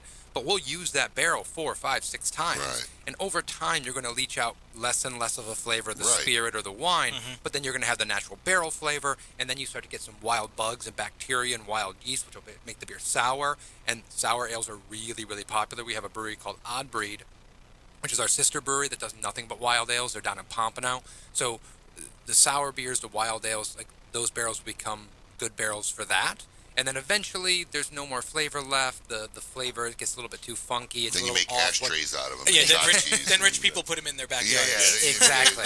you find some extra uses for them after Listen, that. you would be my wife's hero if you had an old wine barrel that we could buy. I'm just throwing it out there. She wants them so bad. We've tried to buy them from places. Do you know how expensive they are? Oh they're you can go to ridiculously a lot of breweries, expensive. and they're always posting it on Instagram. You can get them for $20. Really? Yeah. Yeah. Yeah, they're real hard to buy, Paul. I had no idea. You know who has one? The lady who ran off. Who was using one. Give her a call. She has one. Yeah. Wow. It's not hard. Breweries are putting them up she's for watching sale, right being like, now. walk in with I'll find cash, you. give us $20. You and you're totally good. just shot I didn't know him that. down. Yeah. No, I didn't know that because we've asked about buying them before had from you not wineries. said anything, he could have sold him one for like $150. Yeah, they're I mean, like He was just $250. happy to buy one. Thanks a lot. Yeah, you just deflated his leverage.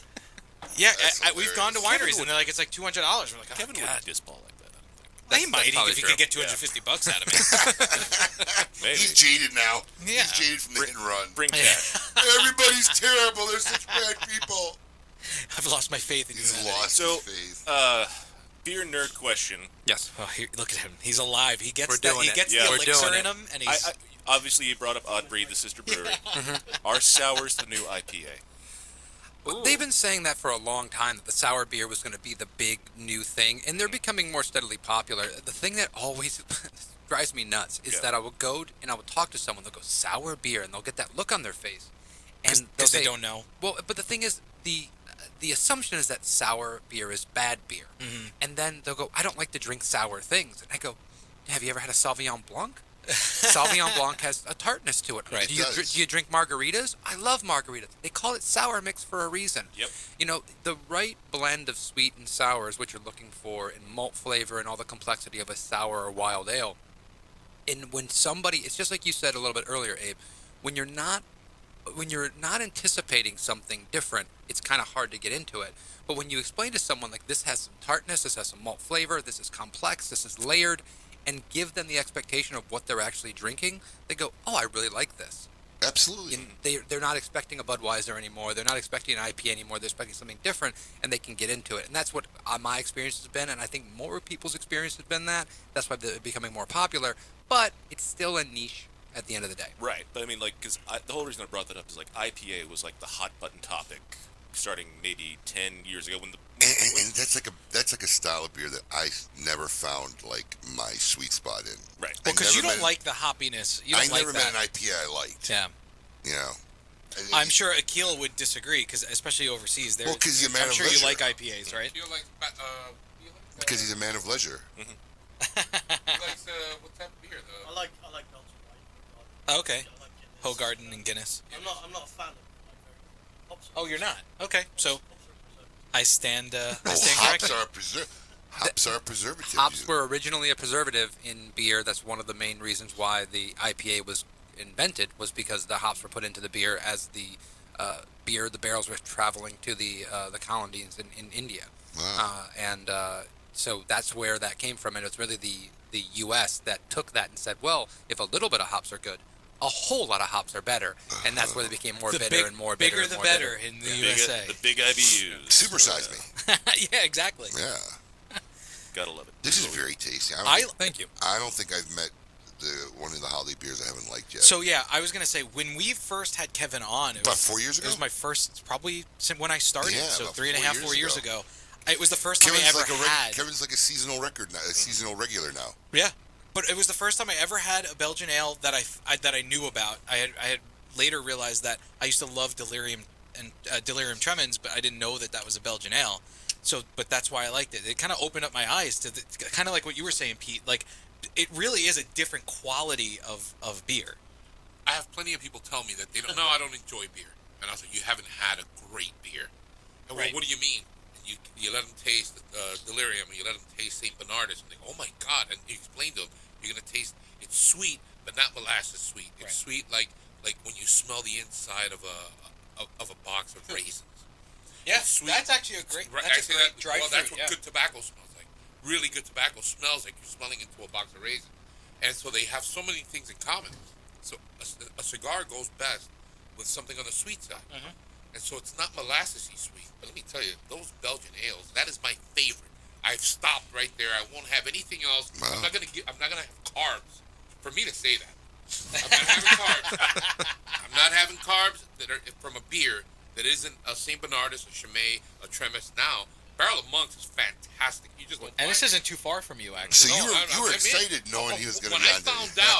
When I found out that you're all Belgian beers, that is my absolute favorite. I won't have another freaking beer.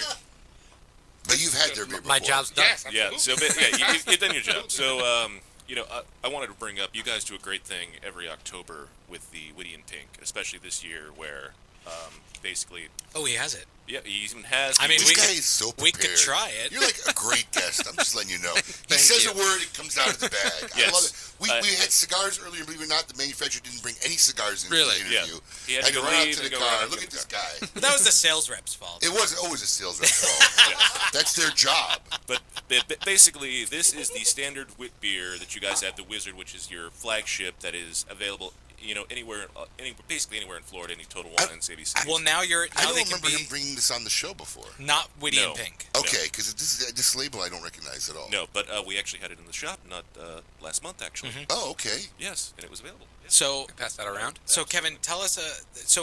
One for our Florida listeners, this is going to be available in some Publix at some point. Well, we're going to work on that for next year. But Okay. So the beer, we've been doing What a it since color we change. opened. We opened in 2015. Two of my partners are radiologists. They work at the Lynn Cancer Wow. Institute.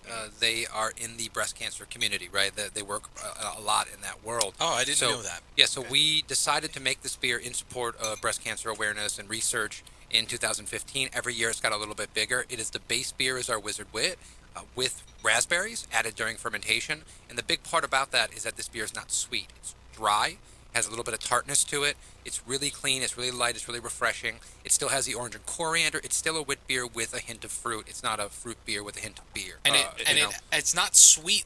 You would think immediately that it's going to be sweet, like raspberry flavoring, but it's not. It tastes like real raspberries. I don't know, and like we had it in the shop. The sales rep came in and said, "Hey, I can get you one." I was like, "Absolutely! I want to help support breast cancer awareness. I want to save the tatas." Speaking of breast cancer, see how much money Steve Saka's breast went up to? I didn't see recently. I saw like a week ago that they were like triple what I think it was yours like $5,000. $5,000. He's got a lot of fanboys. Well, no, he added like a whole like major montage of cigars and a he fishing did? trip to Lake Umbagog with him and. Where the cigar name comes from. I mean, like he did a whole package, and everybody's like, "What are you offering?" I'm like, "My breast." That's about it. What are yours at? $100? No, it ended up like at 178, Okay. 200 almost. So yeah, we raised about like $6-7 grand for breast cancer awareness. But yeah, I was shocked to see what his final tally went.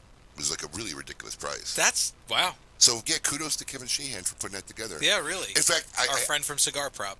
In fact, I already have it in mind now. I want to make the drag event an annual event. Adam will do it. Look, did you make that face about the drag or the beer? No, the drag. All these guys in person. Are you kidding me? Well, listen, this is my goal now, is to find a manufacturer who definitely won't do it, or that you'd never think would do it, but I also want to tie it next time to breast cancer. Well, who said at the event that they would never do it? We talked to somebody.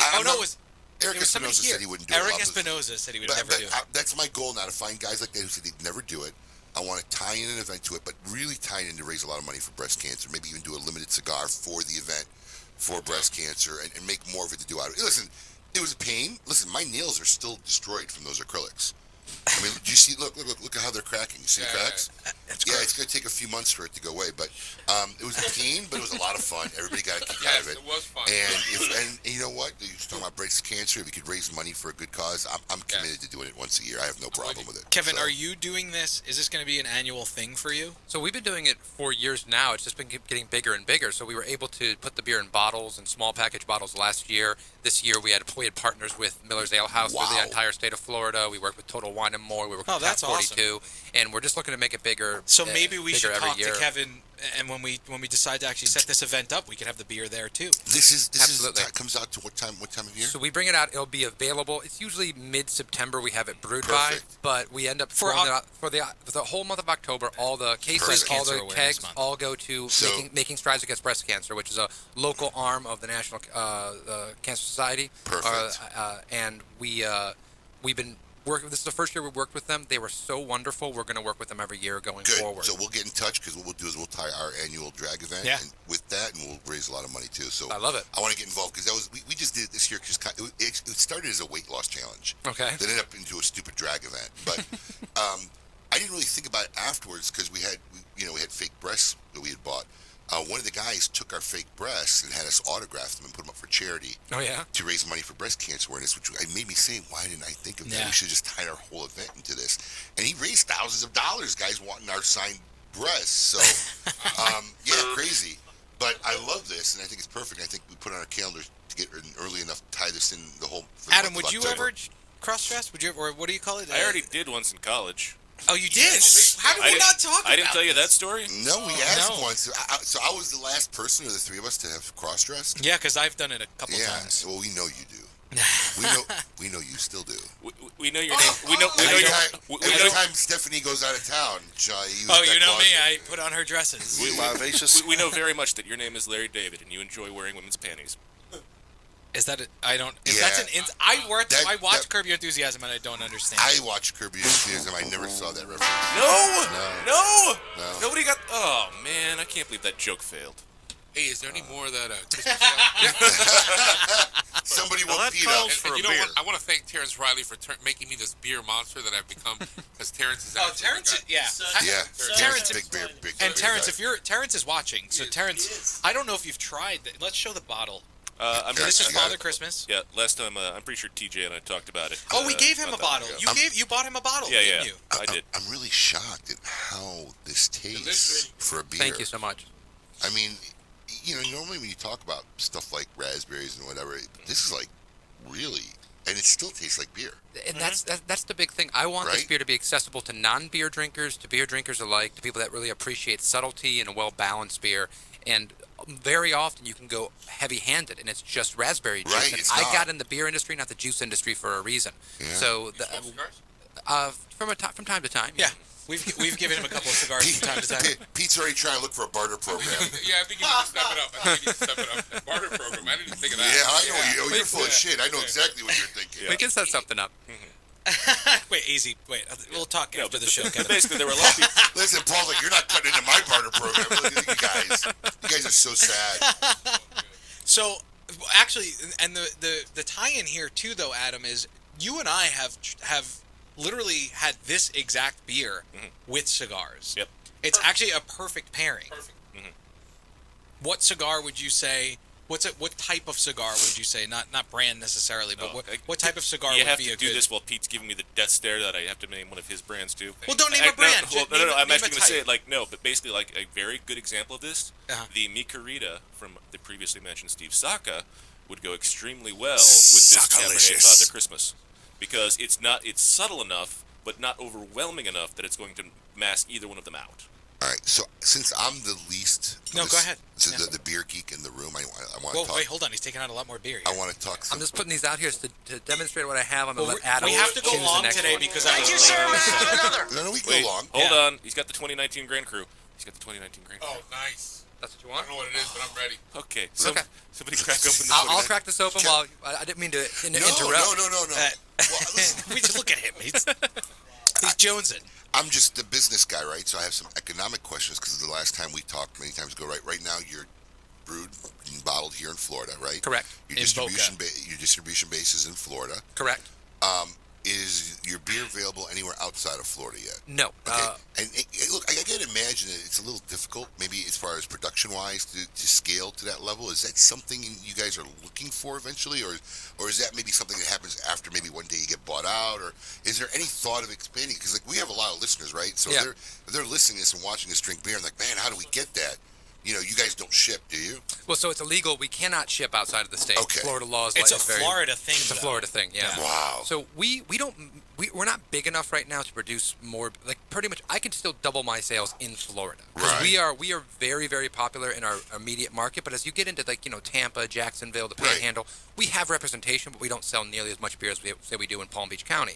So it's like a bullseye, right? The farther you get away from the brewery, Right. the less influence because there's a billion The other stripes breweries. get thinner and thinner, right? Exactly, and because we're not really even local. But I've gone down to Miami and people say you're not local, and it's like okay, I got you, man. Oh, that's cool. But we And are. it's not like there's not a dozen breweries in Miami now. And there if not is. more.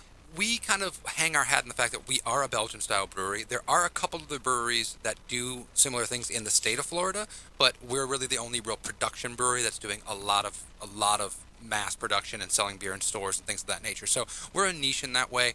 My sister brewery, Odd Breed, we actually do sell beer outside of the state. Okay. And we sell in Georgia. We're selling some beer in Colorado. We're going to be sending some beer up to Vermont pretty soon. But because as a sour brewery, we're even more niche, we really have to find those pockets where people are really, really into those styles. So we will eventually kind of go outside the state. but That's on the plan somewhere down the road. we really want to wait until someone says, hey, we want you. We don't need to go out there and shop ourselves around. We have plenty of room to grow within where we are right Are you in every cigar bar? I don't think so. I know that you're not. I can help you there. Every single one will have your beer. High five! And I'll dress. There we and go. I'll dress up in a monk suit. There is in a monk suit. there's a different yeast in this. Now, is this bottle here? Yes. So tell us about this bottle Let's here. pass that. Yeah, The let Grand, me hold so it the to Grand drink. Cru they do every year, right? So we do Hang on, our Grand Cru every year. Paul. This is never the same recipe twice. Never. We do a different beer every year. We never do any what we call adjunct ingredients. So there's never any fruit or any spices. It is only malt, water, yeast, and hops. That's it. The Reinheitsgebot, the classic beer styles. And we do this beer. It's always over 10%. Ooh. And it's always meant to be what can you do with regular beer ingredients. And this year we did a Belgian Imperial Red Ale, is what we called it. And I am so happy with this beer. I love a great malty red ale. You get all this like strawberry on the nose and caramel. It's chewy, malty. It's just really beautiful. And Seems very thick. we're working on the recipe for 2020, which is going to be a Belgian dark Oh, no, strong ale. it even smells like that is a great I way to smell it describe pouring. The thick, it even smells like that thickness that you get there, and that's where I even said like there's a different yeast in this. This is a different variation on what I usually expected out of So it. just look at the. I'm going to put this on the camera because the color in this is very I hope it unique keels as driving. well. Come on, really? I'm just saying, you poured yourself a couple of heavy beers. Pete's a professional drunk. Dude. Don't insult him like that. Pete, yeah, Pete has a higher tolerance than you, I think. Wow. I know that'd be a lot. So Kevin, saying something. is what constitutes Thank you. That's what I'm here for. What constitutes a red ale? The Because rivalry I've is had several reopened. other The wound Belgian is red reopened. ales. What constitutes a red ale? It's really the color is what you start Oh, is that with. it? Yeah, Okay. The thing is, the Belgian red is not really a style, so to speak. There's an American red and there's an Irish red. Those are two like beer judge certification classes and But styles there's of a beer. major brewery that Why? does a Belgian red that is super sweet. Are you that I talking have about? had at Epcot. Is it? Are you talking about New Glarus? I don't Belgian know. I red? took a picture and sent it to you when I was there. Okay. I don't remember, but it was almost like strawberry tasting. Okay. It was very sweet though. So I that's what I was expecting when you said red ale, but it's So not, and Kevin I like ignores it. your text too? Everyone Apparently. does. Everybody does. Everybody does. Don't feel bad. So I just want to be friends with a beer guy.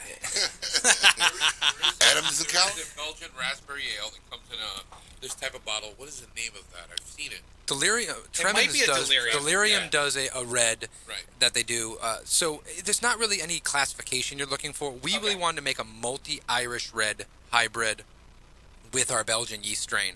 So that's what this is. A lot of American red ales are really hoppy, and we don't really do a lot of that. So we made a multi version of it. It's an imperial beer. It's big.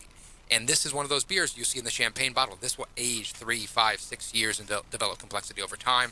And when people ask me what I really get excited about, it's beers like this.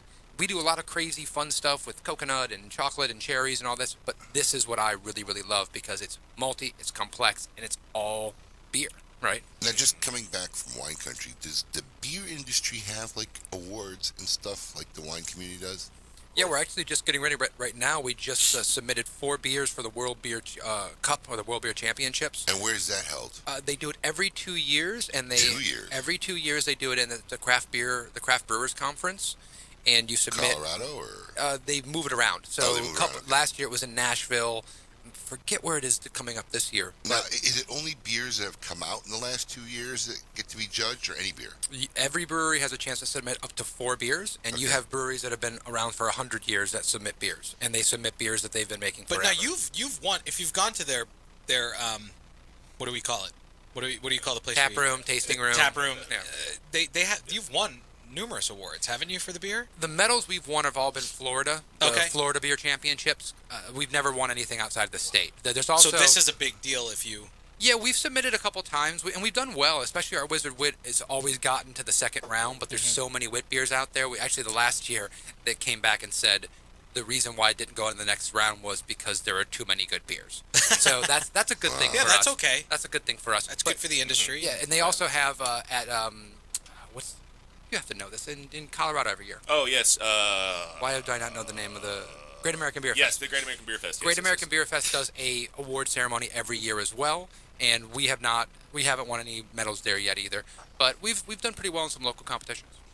And not to mention, like, there are, like, in the cigar industry, there are all these blogs and everything else that are coming up that we have. But the same thing is happening with the beer world. You have the beer advocate guys, rate beer people. Everybody else is now And the coming out. apps. There's a lot of craft beer apps too. Everybody's coming out with all of these things about beer and trying to get into beer because it's been this massive thing that has been brewing up for the last 10 years, pun intended. Thank you. So, so I have a Florida, question. My cousin's a big into the microbrewery scene and beer scene up in Chicago, and he says Florida's just a hot spot. It's definitely growing. When I first started doing this, it was 2008 when I did my first home brew, I want to say. And there were 70 breweries in the state of Florida. Now there's over 300. And is that so? Florida's behind everybody else because in New York, this was like booming 10 years ago. We're still behind. If you go from where I'm from in Detroit, in Michigan, you're still ahead of them. So we're really on the catch-up phase. But the big problem with Florida is that the percentage of craft beer being drank in the state is still lower than all these other states. So now we're getting the same amount of craft breweries, but the percentage of craft beer as opposed to macro beer is 3% of the market. Why is that, do you think? Listen, it's Corona country, man. I mean, we're Right. in vacation in Florida. I think you go to the middle of the state, it's Bud Light country still. It's That's definitely, the it's other part. definitely, but listen, you have the fact that it's That's hot, Polk County. it's beach, it's Yeah. all that stuff, and you just have those strongholds of the what we call macro beers, and it's changing. The dynamic is changing, but it's not keeping up with the amount of new breweries. But you have a beer for that too, Single in the Sun. We definitely do, and I get a chance to serve that to people all the time, and they love it. But it's really hard to get someone to go from buying a $6 six-pack Right. as opposed to my $9 or $10 six-pack, even when they enjoy the beer as much. So, Ooh, okay, wait, I have a question Go going ahead. into that. Go So, how do you combat that, and what is the best way to go about doing it? You just have to sell yourself on quality and on being local. You have to say, listen, do you want to drink something that has a little more flavor? Do you want to drink something that is local, that is brewed with care and brewed by people that you can meet and shake their hand and support the local economy? Right. That's one of the reasons. But the fact is that there are just people that are going to say, well, I don't see that much of a difference between this and this. I'll smack them in I'm the going to go face. with what I'm comfortable with. And you know what? That's fine. Keep doing that as we grow. Economies of scale bring our production costs down. The package gets a little bit less expensive, and eventually you get to play in that same sandbox as they do. Florida seems to be a very difficult place to do something very boutique and something very niche, where the masses are going to go ahead and jump on it. We seem to be in the same position in cigars, where this is not for boutique cigars. They don't. It's not as important here as say Michigan, and to have them go out. This is still Fuente country, you know. So you want to smoke a great cigar and at a great price, Fuente, and then guys don't see the difference, don't see the value in paying an extra $3 a stick for something that's going to be that's so paid attention to, that's so craft made. How did you, Pete? Because how did you? When I mentioned that Kevin's brewery only does Belgian ales, you like lit up today. How were you introduced to Belgian ales? Like, You know what? Again, I think it was Terrence Riley. Terrence will drink all kinds of beers, but he could be a Cicerone. I think Right. he could Well, take the test now. You know what? But for me, it was just there's nothing that matches better with a cigar than a Belgian beer, because a cigar needs to go with something that's the best thing to pair with a cigar is coffee. After that, it's probably rum. After that, it's going to be Scotch or bourbon. And then when it comes to a cigar, with a beer, it has to be a Belgian beer that's going to be on the sweet side, but not overwhelmingly sweet. But complex in flavor enough to be able to Just match like a cigar. Yeah, exactly. So I won't even drink any other beer unless it's a Belgian style beer. And when I was so excited to find out that your brewery, which I've had Barrel Lamont in the past. Have you? Okay. Yeah, cool. of course. Plenty. But I didn't know I didn't know anything about the brewery. Mm-hmm. Someone once told me, you need to know, actually Steve Saka wrote this on Facebook, do you need to know anything about the manufacturer and the production of a product for you to enjoy it? And I wrote back on his Facebook post, I said, you don't need to know anything about the roots of a product to enjoy the fruits. So I don't know a lot about beer. Ooh, that's a T-shirt. That's pretty impressive. You like that? I like that. Yeah. So I don't need to know about the manufacturer. And so he even responded, well, I don't know what your manufacturers think about that. But the truth is that there are plenty of guys out there. Well, those are the hardest guys to reach. The guys that are not into the guys that aren't geeks. Right. I know all the geeks. All the geeks know who I am and what I represent, and they're gonna like what they like. But it's all about getting the guy who's drinking Corona. Right. How do you get him to spend a couple of extra bucks? Because at the end of the day, he's looking at paying $12 for 18 beers, yeah, or whatever it is, you know. And unfortunately, there's plenty of guys out there smoking cigars. It's partially education too, I think, because I didn't know. Now I know this is what I like. But go ahead, Adam. All right. So anyway, I was going to say, usually the Grand Cru comes out. Last year came out around the end of December of last year, if I'm not mistaken. Yeah, it does. Is this going to be released at that same time? No. So we kind of, it depends. It's not a certain time of year when we do it. It's kind of when we're able to get the beer in the tank, because this beer, and you want to talk about what separates one beer from another one. This beer takes about 3 months to make. Right? Most beer, when you go to the store, if it took more than 17 days, someone got in trouble. Yep. So when you put this beer out there, so we make sure we have some tank time for it, we get an idea. This beer, I think next year, was going to be out in June-ish. I think we're going to have it. June, July. The 19th? The 19th or the 20th? The 20, The yeah. 20th is going to be released in July. Okay. Yeah, so of 2020. And he's so excited. We've got, Bill right now is working on a recipe for a dark strong ale that's going to be a little bit of a hybrid between a quad and a stout. So it's going to be a little more roasty than our traditional quadruple.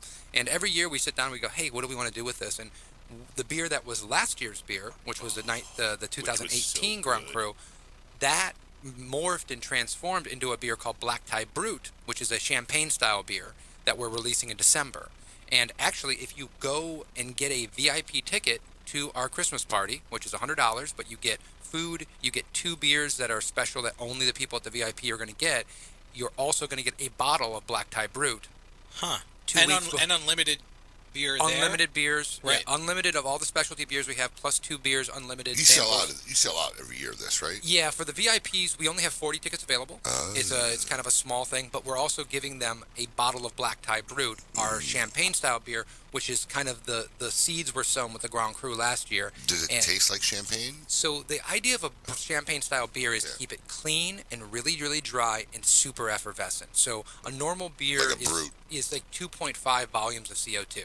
The numbers don't matter, but just think about 2.5. Right. My Belgian-style Brut beer should be at 5 volumes. So double the carbonation. It's all champagne-conditioned, cork and cage, and it's just going to be effervescent and bready.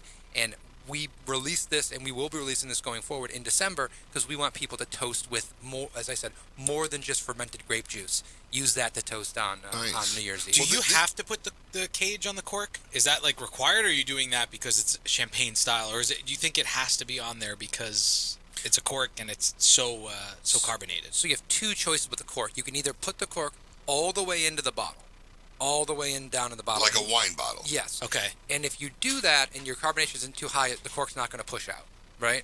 But when you do champagne bottles, you're going to have so much carbonation that without the cage, the cork's going to pop. Right. So you've got to have that both in Okay. there. And we only cork and cage beers that make sense to it. We do cork and cage on almost all of our barrel-aged beers, except for the Father Christmas, because we like the wax dip for the holidays. I love the wax dip, yeah. And then for other specialty beers, like the champagne beer, like the Black Tie Brut. So I know we also talk about bottle conditioning a lot, especially when you're on the show. And have you had any of the Father Christmas from last year recently? Because I still have one from last year that I'm saving. You have a lot of self-control. So Kevin told me when I bought the beers that he said put one away in like a cold, dark place in the house. Oh, no. So there's And 2. you didn't. No, this year I did. I drink them right away usually. I drank one last week Sunday. Oh, you did? So I was going to ask. I drank one. I'm going to save one for 6 months, and I'll drink one in a year from now. We'll see how long mine last. I have 2 in my closet now. And I will say this. We have a vintage bottle list at the brewery. So you can walk into our brewery, you can look at, we have beers that are 3, 4, 5 years old. But you can only drink it there. You can only drink it there. But you can come in and you can open up a 15, a 16, and a 17 Father Christmas if you And want. compare all 3. Yeah, and I we love that. on Tuesday nights we have our Brotherhood, which is kind of like our mug club.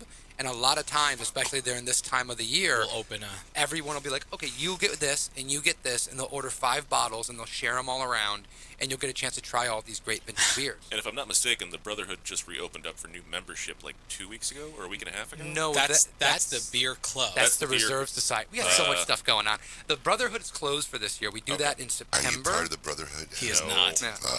But But good for you. Keep him out. But I got to tell you, Keep him out. So the Reserve Society, If though, I is was open. involved, I would spend way too much money. The Reserve Society is 4 beers. You pre-buy either 2 bottles per or 3 bottles per release. They're all going to be released in 2020. They're 4 very special barrel-aged beers that we'll be releasing. They're all pre-bought, as I said.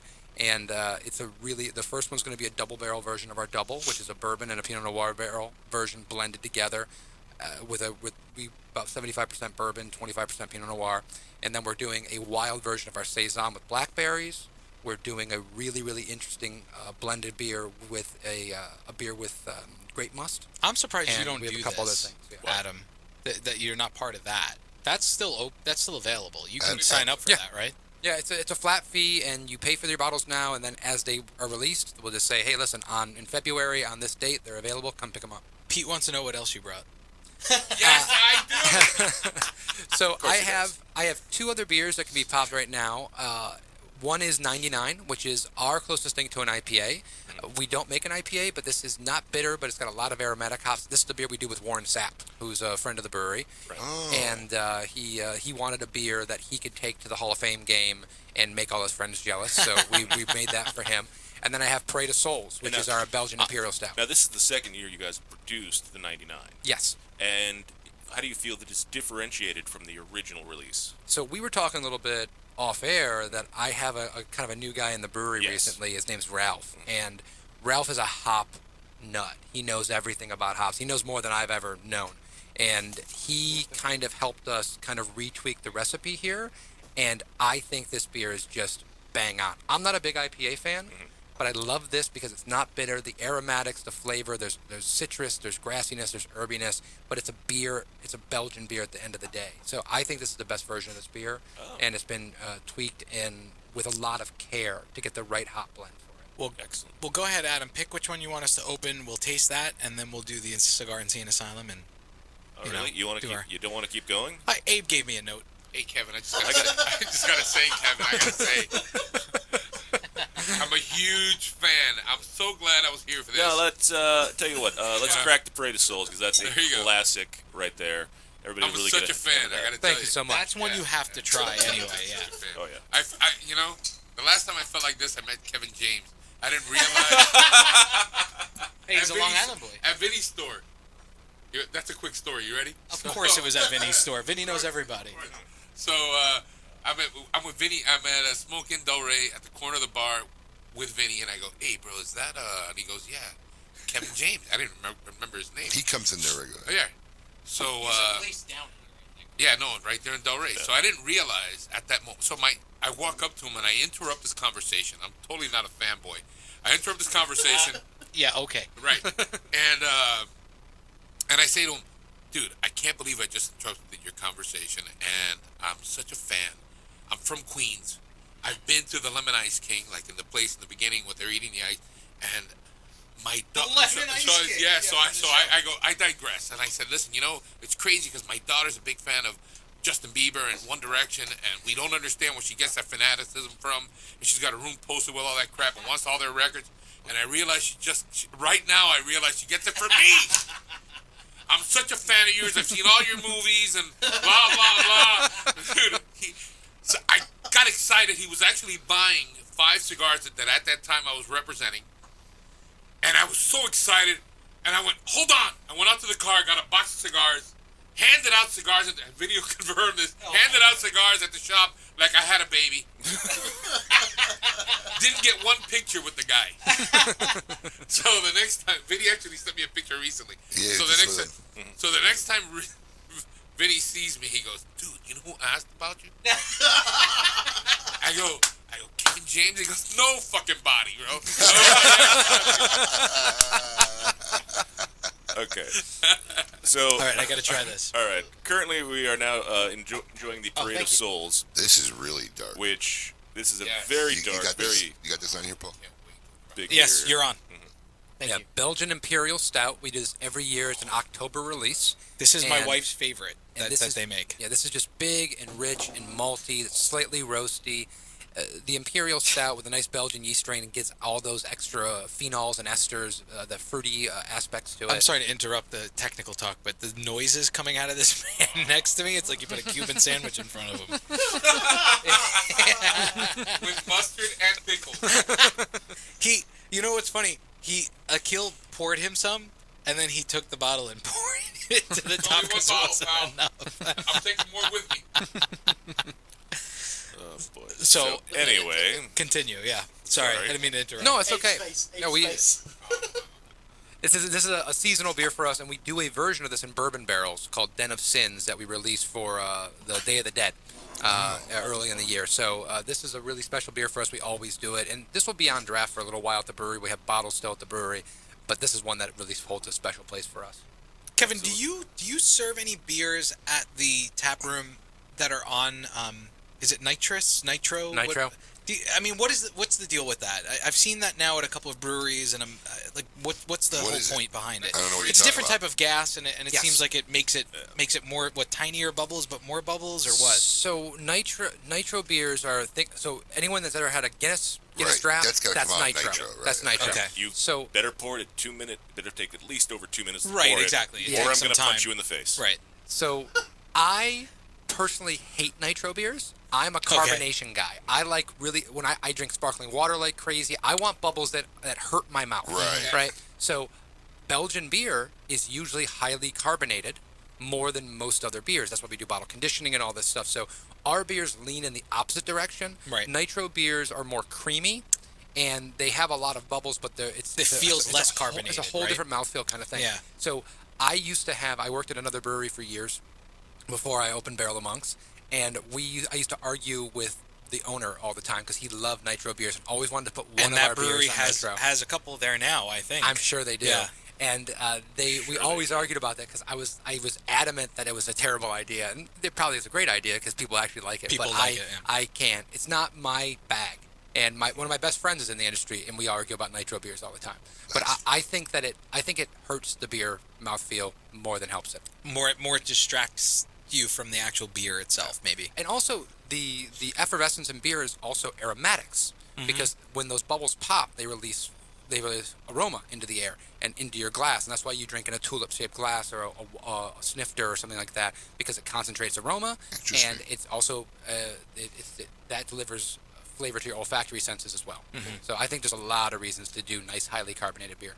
Now you do the sales in your tasting room, or it's in one location, correct? Yep. Now is that a profit center for all as a company? Is that just a marketing thing and just kind of help people get into the beer and spread the word? I'm always fascinated in the business dynamics of a business. Yeah. So our profit margins on site, because we're making the beer, right? Then when we sell it to Tap 42, we have to sell to a distributor, and that distributor sells to Tap 42. Who then marks it up again. So for everyone takes, legal reasons, right? Yeah. It has to go It's through a distributor. three-tiered system in Florida, so I cannot sell a beer directly to anybody. So you think, well, Brown Distributing takes their cut. Sure. Tap 42 takes their cut. Sure. So our profit on that is kind of razor thin, especially on packaged product. We make almost nothing on it. Right. But when you sell in the tasting room, you make all your profit margin. Of course. Because you sell it basically for the same amount as it would be on draft at a bar or restaurant. Absolutely. So, yes, the profit margins are very high, and that's really a great profit center. And some of the best breweries, the most successful ones, aren't doing a lot of distribution because they keep everything in-house, and they sell everything at their higher profit margin, and they're very, very happy. They're doing great. Right. But there's a ceiling there because there's You only only so many serve seats. so many people, so many- of Exactly. course. So once you hit your ceiling, you have no other place to really grow unless you expand your tasting room, get more seats, or whatever it is. And I don't know. I mean, I'm not that much into the beer universe, the beer verse. But would the economic model then be to open up another tasting room? There's a great... Because it just seems like that'd be more fiscally advantageous, right? Well, there is one company that did that locally that has done that. So what would you say to I'm that curious. idea? I think it's genius. If I were doing it all over again, Go figure. Really, bro? Go You figure. have to use that word genius. But no, it is. So there's a brewery called the Cuesta Brewing Company that has two sister breweries, Twisted Trunk and Steam Horse. And not only are they founders, the two of the owners and brewmasters for this company are great people who have helped all the other breweries along the way. They're awesome. Their beers are great. But they Not have to mention, found they're like the originator of craft beer in South Florida. Fran, who's one of the owners, was brewing beer. We call him the Godfather. Exactly. He was brewing beer Haven't we no had one else Fran was on the brewing. show, We Adam? haven't, and I've been trying to tell you to get him. No, I've reached out to him. Yeah, Try again. Fran's great. His partner Matt's he's in our great. shopping center. Yeah. I have texted him several times. You're just so weak. But they're great. They're great you're folks letting with you talk great, to with this great guy who let business a woman models. hit him, run him. Yeah. You think he's going to get a guest? Anyway, but yes, so Fran's the Godfather. So looking at this right outside looking in, right, it just seems like the model, especially if you've got something like this is doing very well, would be it's just a lot more profitable to say, hey, let me open a second tasting center than try to distribute. So I don't know the intricacies of their business, right? These are people that I know. They're not really close friends of mine, but they're definitely people that I respect in the industry and people that, we're friendly and we talk from time to time when we see each other. But I see their business, and they sell the majority of their beer on site, and they do some distribution because their beer is wanted and great, and they can put it out there. But at the end of the day, they are focusing more on their tasting room. Sure. And when I have friends of mine, and I do all the time, that come to me and go, Kevin, got this great idea. I'm going to open a brewery. And the first thing I say is, please don't, because there's so many breweries out there. Unless your concept Just is like your so business. good. If your concept is amazing and revolutionary and you're going to go into an area that doesn't have a brewery and be the foundation there, you're going to be the draw because you're going to go into a city that has nothing else and you're going to be their local brewery. Great. But if you're going to do that, focus on your tap room, become the local guys that everybody wants to be around and grow out from there and put up a couple different concepts if it's really, really successful. Grow out from there organically. Because too many people are doing what Barrel of Monks did. We opened a 10,000 square foot facility with a 20-barrel brew house that we have to brew beer for the whole state. We have to sell beer everywhere else because there's no way we could sell the amount of beer we brew out of our tasting room. And we're looking at other things. We're building out a little beer garden area in the front. We have some opportunities to open up some different areas in the brewery to get some more seating because we need to because we're outgrowing our capacity. Do you need? Okay, so logistic questions here. Sorry. I love it. This is what I love. This is what I do. So, the licensing to sell beer because you're an on-site brewer and it's a tasting room, is that different than opposed to if you just opened up a bar? So because you guys don't do any full liquor, right? We don't do full liquor, so we can legally serve You our don't do beer full and liquor? wine. This guy. Cut him off. No more beer. Take that I bottle. was just gonna say he's pouring a bottle. Take that here. bottle. But we can legally do How's that beer Grand and Cru wine doing with over there? our licensing. It's a standard beer and and we wine. can also sell other people's. Legally, we can sell other people's beer as well. But Right. cities also have some really weird things where they won't let you do this, or they won't let you do that. Yeah. So, but there's some really weird laws with like say food. So, a tasting room. If you are a brew pub, so you are making beer just to sell there, you can have a kitchen. Oh, okay. If you are a production brewery, you're not allowed to have a kitchen. So if you're planning on selling beer outside your walls, now you can get around that by building out a tasting room and licensing it through somebody else and having a company come in and like our good friends over at Sailfish who have a secondary company entirely in the actual building where they sell pizza, which is an entirely different company, an entirely different cash register, and not separate business. The one in West Palm Beach does the same thing, I think. If you wanted to open up like a secondary tasting room, do you have to make a whole other brewery? So there are some laws that say that I could open up a Barrel of Monks, okay, another brewery. You have a certain amount of licenses that you can have. So I could say go to West Palm and I could open up a Barrel of Monks. I'd have to put in a little brewing system. A little one. A little one. Not a full-fledged And then I could transfer beer back and forth. So I could make beer at my primary location. And make that your tasting room. And I can make a second tasting room. Right. So Winwood's done this, for instance, I believe. The down civil in- guys did it too, where they've got the there's one in West Palm, Abaco right? location Yeah. and the West Palm location, yeah. But you can only transfer in as much beer as you make. So we talk in barrels in the brewing industry. It's 31 U.S. gallons. So last year we made 2,000 barrels of beer at Barrel of Monks. If I put in a tasting room in West Palm Beach and made 200 barrels in a year, I could transfer in 200 barrels from my home brewery. But if I can't transfer in 201 barrels. So very odd. Any other beer other than that has to go through distribution. So I'd have to sell it to a distributor who'd sell it to me. So there's some really weird things there that because I we guess have to get around. the logistics of making a whole other brewery is what would make that option expensive. Because the brewing equipment is the really expensive That's part what I'm of saying. it. 'Cause Yes. otherwise, I'm thinking build out's not a lot. It's a beer room. It's a tasting room. But you'd actually have to make a brewery that would make enough beer equivalent to at least half the volume that you would require to make it a profitable tasting room. Bingo. Even if you put a 10-barrel system in with like 4 fermenters in there that you were just constantly just cycling Yeah, but through, that means he can only bring in 10 barrels. I mean, that's the problem, right? But it's a 10-barrel system that he's making it on. Not like the 20-barrel system he started with in Boca. Right. No matter what, the fact of the matter is, it's not just the expense of putting it in the equipment. It's the floor space. It's the build out of it, and then it's the fact that space is there to make beer. It's not there to serve customers. When Brewsies in Boca was no more, when the company went under, they didn't put in another brew concept. They took the brewery space and turned it into seating because they wanted to sell food. They wanted to sell chicken wings to people. They didn't want to sell beer to people anymore. So there's some logistics in there that are really, really tough. I mean, we've looked into brew pub concepts in several different areas in the state and just not found the right one because rent and all the other kind of stuff. So you have to find the right situation, and other people have done it pretty successfully. And I think it's a great way to expand your reach. Everyone wants to push their brand as the end all be all, but when you have a chance to kind of get into the community, because if I brought Barrel of Monks to West Palm, they'd go, "That's a Boca thing. Why are you bringing Barrel of Monks to West Palm?" If I brought Barrel of Monks to Miami, they'd go, "We already got plenty of breweries. Why are you bringing Barrel of Monks to Miami?" The idea of doing a new concept and kind of doing that with a sister brewery thing, I think is a really great idea. So hold on. I have one more question because I was on that. Since we're on that topic of what is next, like as you said, the craft beer industry has completely exploded over the last 10 years, especially even in the state of Florida, but yet it's still behind in a lot of the other states. But where does it go from here? What is next? How do we get to, what is the next level of where people are going to take this, or where people are going to accept it? I think it's really going to come down to the small breweries that are really into their local communities and getting people to turn on to craft beer. When you've got a brewery down the street that you love, that you're a macro beer drinker, but you wander into Bangin' Banjo or 26 Degree or Barrel of Monks or Wynwood or whoever it might be, even though Wynwood's a big brewery now. And, but I'm just saying. Yeah, they've gotten really big. Well, they had a buyout there for the national company, and so there's a lot of things going on there as well. But okay, you know what? We're gonna get down a rabbit hole that's gonna take us for forever. I was just gonna say because we have to. Yeah. Go. Okay. All right. Anyway, yeah, Kevin, you and I will nerd out next week. We'll nerd Saturday on. Well, he'll be working, Adam.